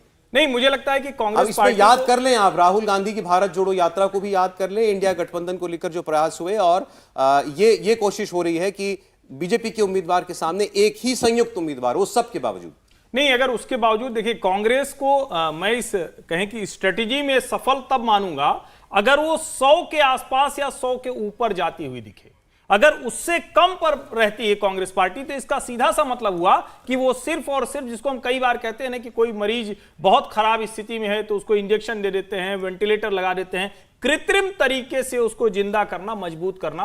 कांग्रेस फिलहाल अगर 70 के आसपास दिख रही तो वही स्थिति है। एक पैन इंडिया पार्टी का ये हर्ष, वो भी ये तीसरा चुनाव होगा, 44, 52, 53 और फिर 70, तो मुझे लगता है बेहद निराशाजनक है। उनको नए सिरे से सोचना चाहिए कि क्या कर सकते हैं। राहुल जी, देखिए, आपने तृणमूल कांग्रेस की बात की है। तृणमूल कांग्रेस पश्चिम बंगाल में जिस तरह की स्थितियां रही हैं, चुनावों में जिस तरह की हिंसा हुई है, जिस तरह से बीजेपी और आरएसएस ने वहां काम किया है ग्राउंड पे, क्या सच में तृणमूल कांग्रेस ये सीटें लोकसभा में निकाल पाएगी? ये एक बहुत ही डाउटफुल वो ये है। 30 आपको ज्यादा लग रही है? मुझे ये लगता है कि तृणमूल कांग्रेस शायद इतना आंकड़ा ना ले पाए। अच्छा। और मुझे ये भी लगता है कि पश्चिम बंगाल में बीजेपी लोकसभा में काफी अच्छा प्रदर्शन करेगी। 18 थे पिछली बार, सर्वे कह रहा है 10, तो आप कहते हैं कम से कम अपनी जो पिछली परफॉर्मेंस है उसके आसपास पहुंच जाए। मुझे लगता है। आपको उम्मीद है इसकी? ठीक। और क्या विपक्ष की स्ट्रैटेजी के लिए क्या कहेंगे? राहुल गांधी का इतना एफर्ट, इतनी यात्रा और उसके बाद इंडिया अलायंस बनाने की तैयारी, उस सब के बावजूद अगर आप यही पा रहे हैं तो क्या बता रहा है? कहीं देखिए, ये गलत जगह प्रयास हो रहे हैं? देखिए, बहुत ज्यादा इस पर निर्भर करेगा कि जो ये अलायंस बना है उसमें सीट डिस्ट्रीब्यूशन कैसे होता है, किस पार्टी को किस जगह पे सीट दी जाती है। देखिए, ये बात अभी से जो ये अलायंस बना है उसमें होने लग गई है कि विनिंग कैंडिडेट्स जो हैं उन्हें सीटें दी जानी चाहिए। पर क्या ये बात सभी जो दल हैं वो मानेंगे?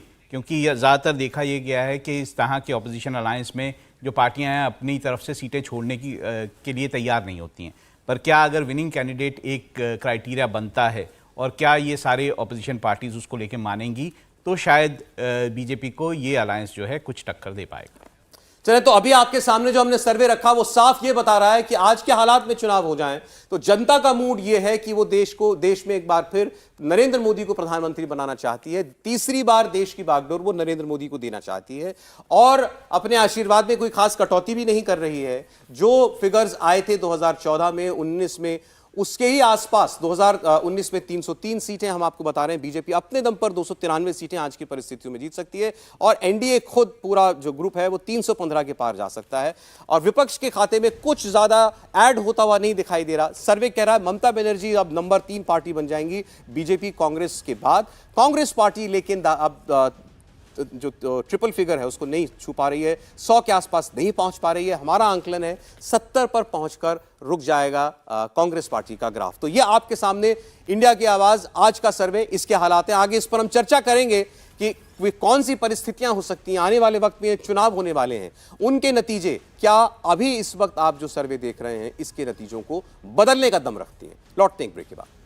2024 का ओपिनियन पोल, देश की आवाज, इंडिया टीवी सीएनएक्स ने यह सर्वे आपके सामने रखा।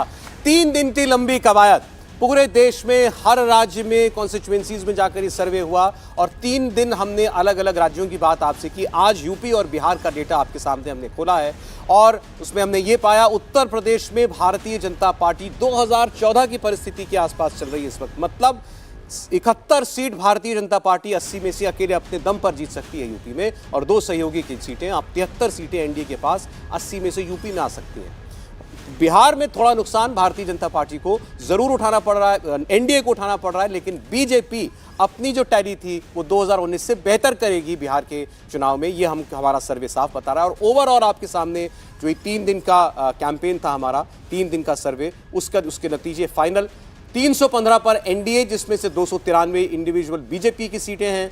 इसके अलावा 172 इंडिया अलायंस, जिसमें कांग्रेस पार्टी की 70 सीटें हैं।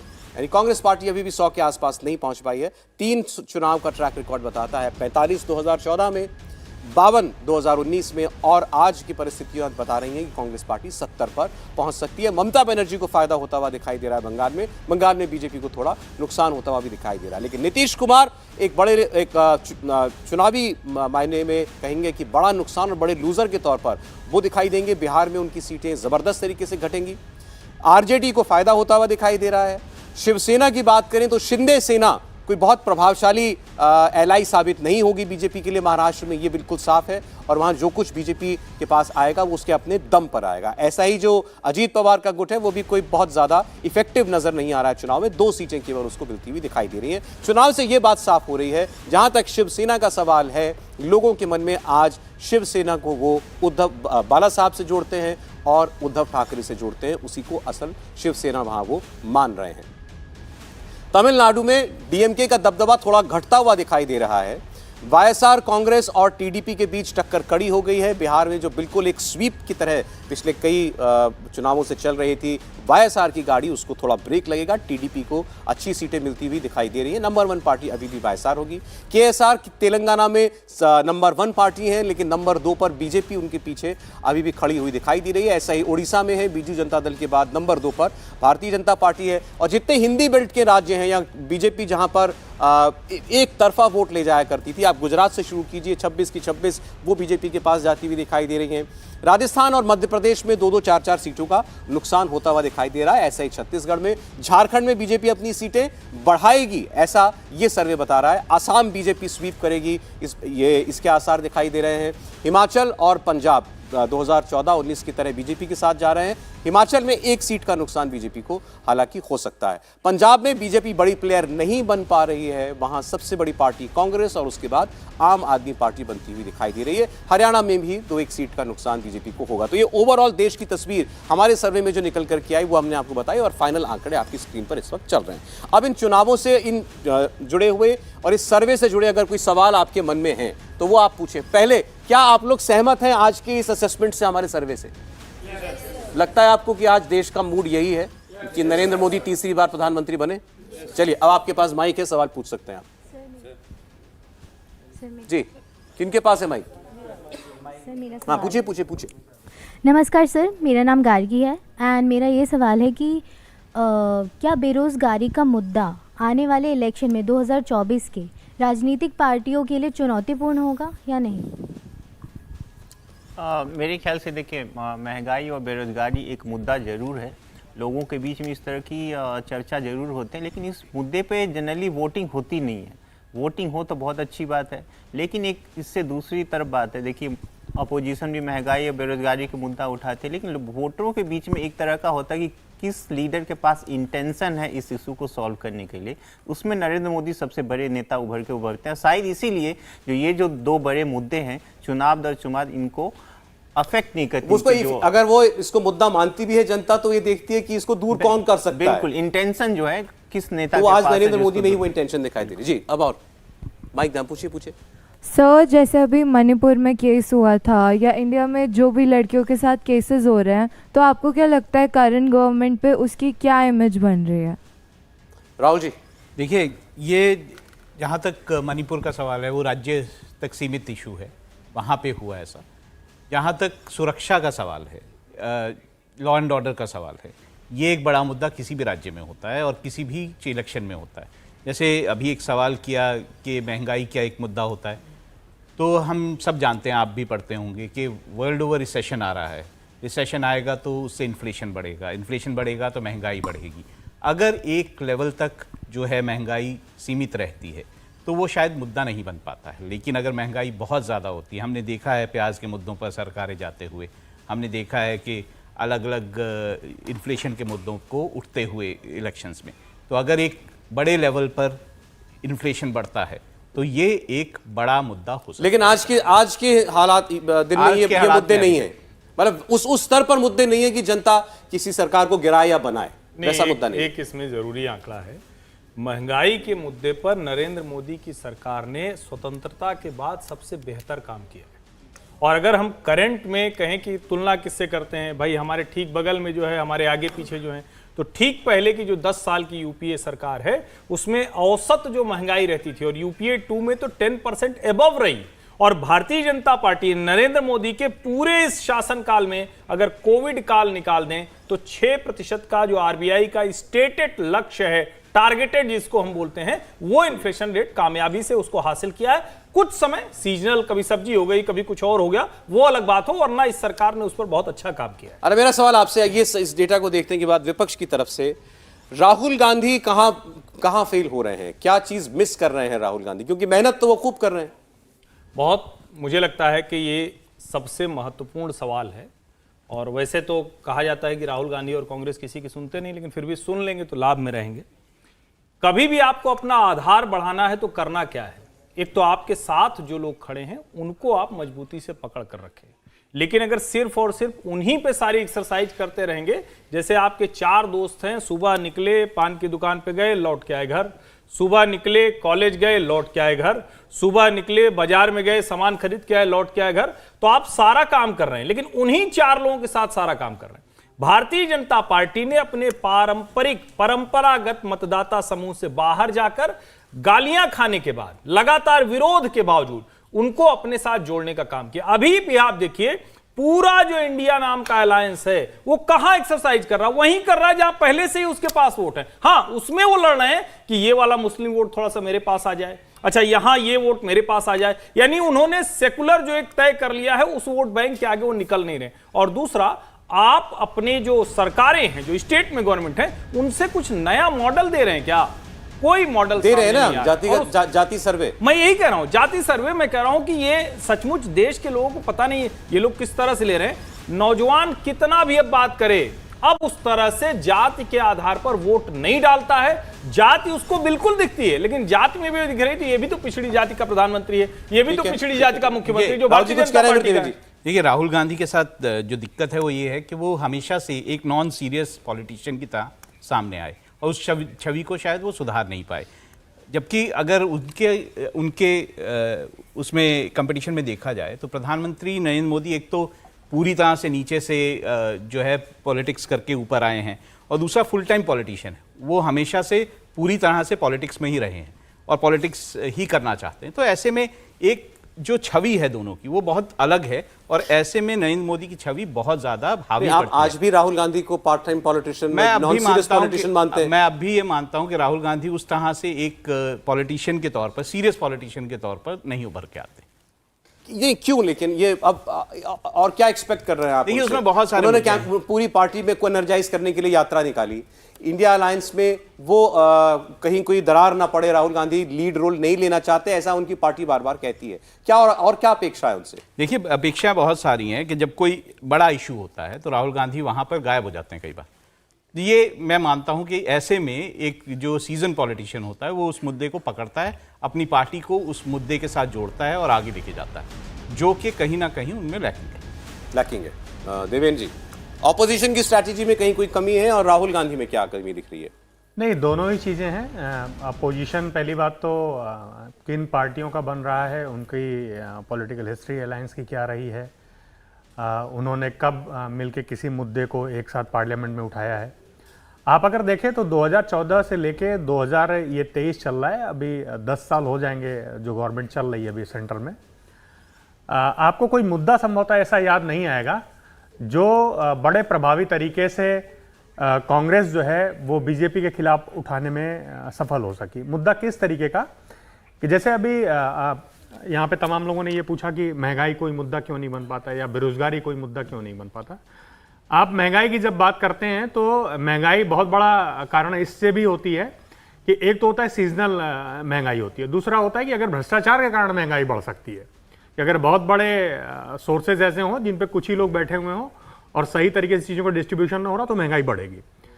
बीजेपी ने ये मौका दिया नहीं है कांग्रेस को 2014 से लेके अभी तक में कि वो उसके भ्रष्टाचार को उजागर कर सके। आप ऐसे देखिए कि ऐसा नहीं हुआ है कि 2014 से लेके 2023 के बीच में बीजेपी स्टेट्स में इलेक्शन नहीं हारी है, वो अलग अलग स्टेट्स में इलेक्शन हारी है, वहां पे कांग्रेस ने ही उसको हराया है। आप बड़े स्टेट्स में ले सकते हैं, अभी रिसेंट में ले लीजिए कर्नाटक में बीजेपी हारी है, तो उसका कारण क्या था?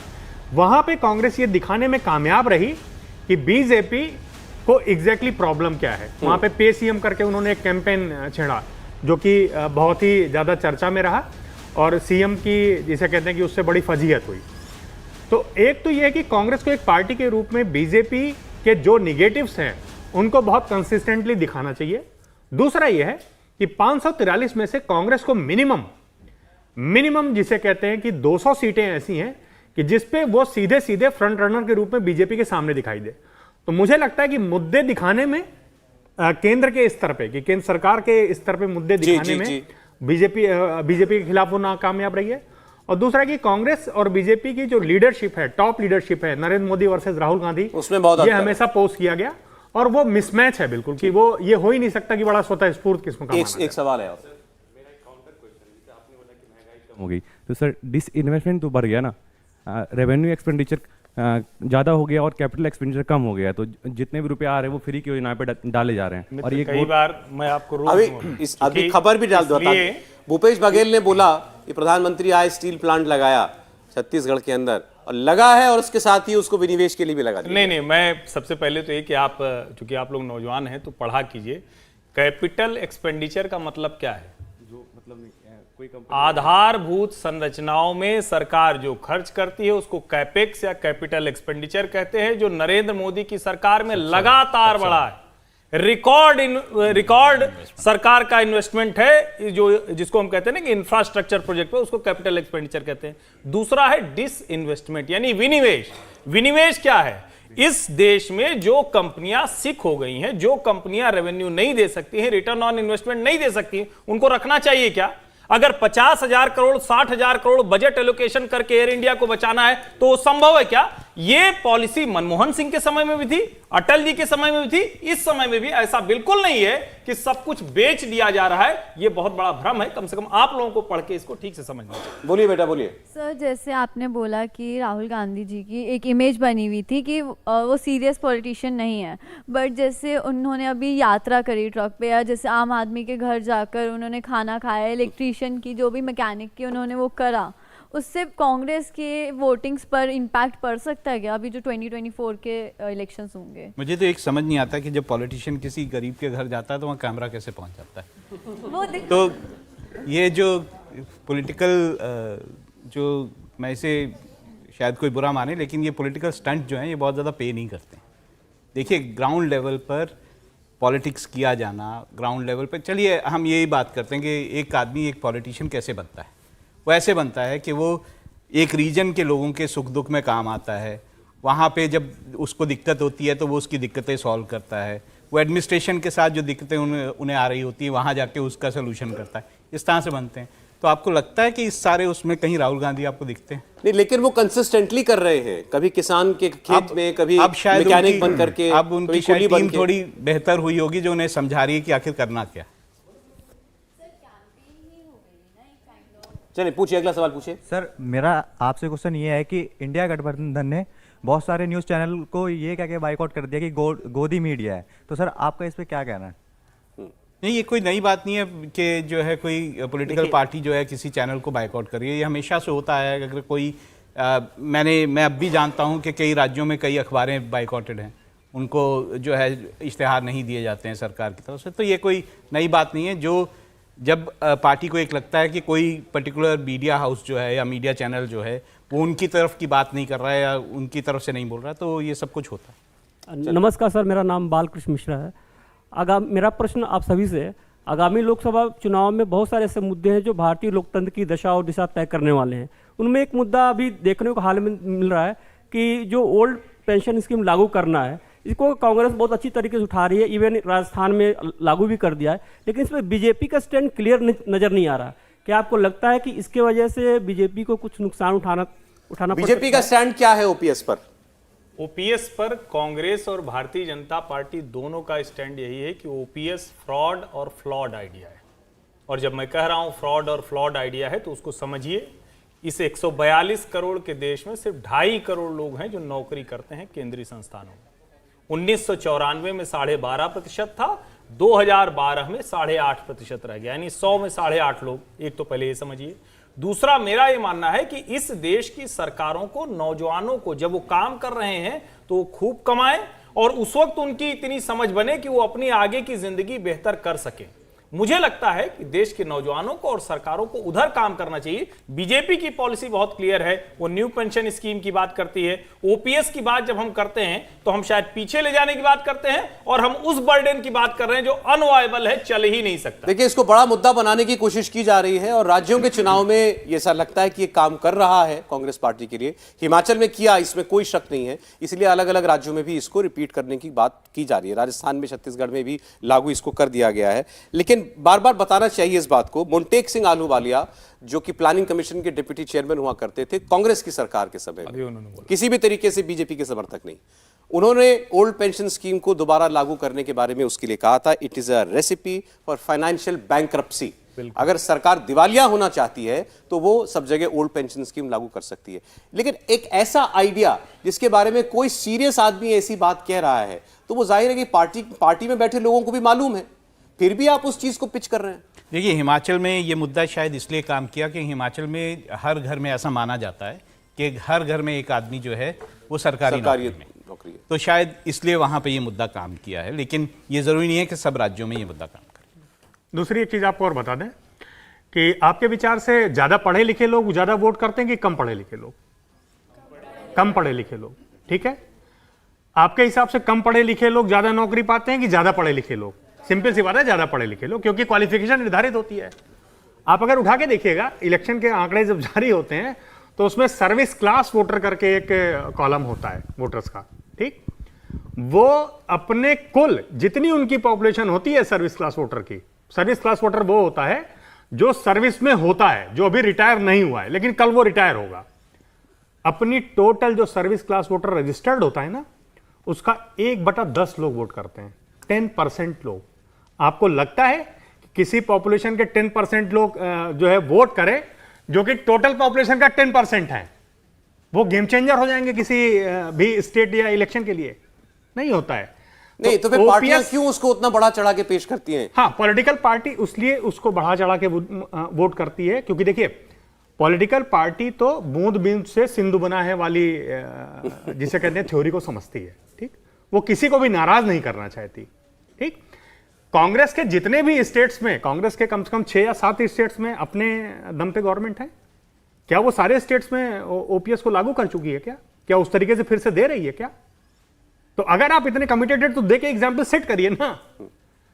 संभव नहीं है। अब चलिए खैर, अब अंत में क्योंकि 2-4 मिनट हमारे पास चर्चा के लिए बचे, ये जो हम लोग आंकड़ा देख रहे हैं, नरेंद्र मोदी पर लोगों का ये विश्वास लगातार तीसरी बार, इसकी वजह समझना चाहते हैं। 10 साल सरकार चलाने के बाद जाहिर है लोगों को अब जो हम बातें मध्य प्रदेश के बारे में कही जाती हैं कि भाई नाराजगी नहीं भी है तो भी चेहरा बदलने की बात कुछ लोग करते हैं। 10 साल सरकार चलाने के बाद बहुत से लोगों के मन में हो सकता है कि भाई ये काम ठीक नहीं हुआ या कोई एंटी इनकम्बेंसी हो सकती है कम या ज्यादा। नरेंद्र मोदी उसको कैसे काउंटर करते हैं? क्या है ऐसा उनकी पर्सनालिटी? नरेंद्र मोदी परफॉर्मर हैं। उन्होंने अपनी सरकार में परफॉर्मेंस करके दिखाई है। बहुत सारी ऐसी चीज़ें लागू हुई हैं इस सरकार में, चाहे इंफ्रास्ट्रक्चर से लेके हो, चाहे लोगों के लिए भलाई के लिए स्कीम्स की बात हो, ऐसी बहुत सारी चीज़ें हैं। जैसे अगर आप कोविड का ही मामला ले लीजिए, जिस तरह से इतने बड़ी त्रासदी, जो इतना बड़ा इशू हुआ था, उसको जिस तरह से जो नरेंद्र मोदी सरकार ने हैंडल किया, शायद बाकी सरकारें उस तरह से मुझे नहीं लगता हैंडल कर पाती और बहुत सारा कैओस होता। लेकिन जिस तरह से इस तरह की चीज़ों को हैंडल करके परफॉर्म किया गया है, ये एक बड़ा जो है वो उनके पॉजिटिव चीज। नरेंद्र मोदी के काम पर भरोसा है जनता को। हर्षवर्धन जी, सबसे बड़ा फैक्टर नरेंद्र मोदी के लिए जो काम करता है? सबसे बड़ा फैक्टर तो मुझे लगता है कि वो जिसको कहते हैं ना कि भारत को आगे देखना, और वो देखना जो है उसमें नरेंद्र मोदी क्या कर सकते हैं सरकार के तौर पर, वो करके दिखाते हैं। इसीलिए हम लोग गुजरात मॉडल की बात करते हैं। और एक कमाल की बात यह है कि नरेंद्र मोदी ने आज तक जितनी भी बातें कही हैं वो अपने ही कार्यकाल में करते हुए दिखते हैं। जब हम एस्पिरेशनल इंडिया की बात करते हैं, जिसको हम कहते हैं ना कि आकांक्षी भारत, कैसा बनेगा भारत, अमेरिका जैसा हो जाना है, दुनिया के दूसरे देशों जैसा हो जाना है, तो उसमें कोई अमेरिका या पश्चिम नहीं बनना है, उसमें हमारे देश के लोगों का जीवन स्तर वहां के हिसाब से जाए। और नरेंद्र मोदी जब वो बात करते हैं तो एक फ्रंट पर वो डेवलपमेंट पॉलिटिक्स के जरिए उसको करते आते हैं, दूसरा इस देश की कल्चरल जो आइडेंटिटी है, जिसको हम कहते हैं कि राम, शिव, कृष्ण या ऐसी जो भी आइडेंटिटीज हैं, उसको इस्टेब्लिश करना, उसमें कोई जरा सा भी झिझक के नहीं करना, अपनी पहचान पूरे गर्व के साथ भारत को आगे लेकर चलना, मुझे लगता है ये उनकी सबसे बड़ी विशेषता। आप इतने लोगों के बीच में जाते हैं, आपने सर्वे किया, क्या सबसे बड़ा मुद्दा सारे चुनाव का एक आदमी नरेंद्र मोदी ही है, ये माने? देखिए, एक तो सबसे बड़ी बात है कि प्रधानमंत्री जी का जो अपना वोटर्स के साथ जो कनेक्ट है ना, वो सबसे ज़्यादा इंपॉर्टेंट रोल प्ले करती है। आप देखेंगे लगभग 50 से 60 करोड़ जो लाभार्थी वर्ग हैं, जो प्राइम मिनिस्टर मोदी गवर्नमेंट या बीजेपी के और जो गवर्नमेंट है उससे लाभार्थी हुए, और उसको वो बार बार रिकनेक्ट भी करता। आप देखेंगे प्रधानमंत्री बार बार रिव्यू करते रहते अपने पॉलिसीज़ का, इन सब का, उनसे इंटरेक्ट करते हैं। तो एक ये सबसे बड़ा एक्स फैक्टर है कि उनको वो फ़ायदा ही नहीं पहुंचाते, बल्कि उनके साथ लगातार कांटेक्ट में भी रहते, तो उनका एक बड़ा फैक्ट है। दूसरा, आप ऑपोजिशन का पूरा गेम प्लान देखिए तो उनको कोई बड़ा एक ऐसा इशू नहीं सामने लेकर आ रहे, बल्कि उनको मोदी जी को हराने के लिए मेन उसका एक है कि बस कहीं अलायंस कर लो, शायद उससे जीता जा सकता है, उससे बात हो बस। तो उनकी सारी की सारी फोकस है, सारी की सारी एनर्जी है अलायंस बनाने पे, और उस अलायंस के दम पे आपने देखा 4-5 बड़े एग्जाम्पल हैं कि अलायंस के दम पे किसी चुनाव को पलट देना शायद मुश्किल है, वो भी लोकसभा चुनाव में। असेंबली में हो सकता है, लोकसभा में मुश्किल। आज वक्त इतना ही था, लेकिन ये सर्वे हमने आपके सामने रखा। आज भी देश का मूड नरेंद्र मोदी के साथ है। आज भी देश को ये लगता है कि अगर राष्ट्र को लीड करने की कुव्वत किसी एक नेता में है तो वो नरेंद्र मोदी में है। अपने भविष्य को बेहतर बनाने के लिए अगर वो किसी एक नेता के हाथ में वो बागडोर देना चाहते हैं आज भी 10 साल सरकार के बाद, तो वो नरेंद्र मोदी है। और ये बड़ी बात है, और सर्वे बता रहा है कि वो अपने दम पर कंफर्टेबल मेजॉरिटी के साथ आज चुनाव हो जाए तो सरकार बना सकते हैं। चुनाव में अभी वैसे 5 महीने का वक्त है। बहुत शुक्रिया देवेंद्र जी आपका, भावेश आप आए, राहुल जी, हर्षवर्धन जी आपका, और आप तमाम लोगों का बहुत बहुत शुक्रिया स्टूडियो आने के लिए।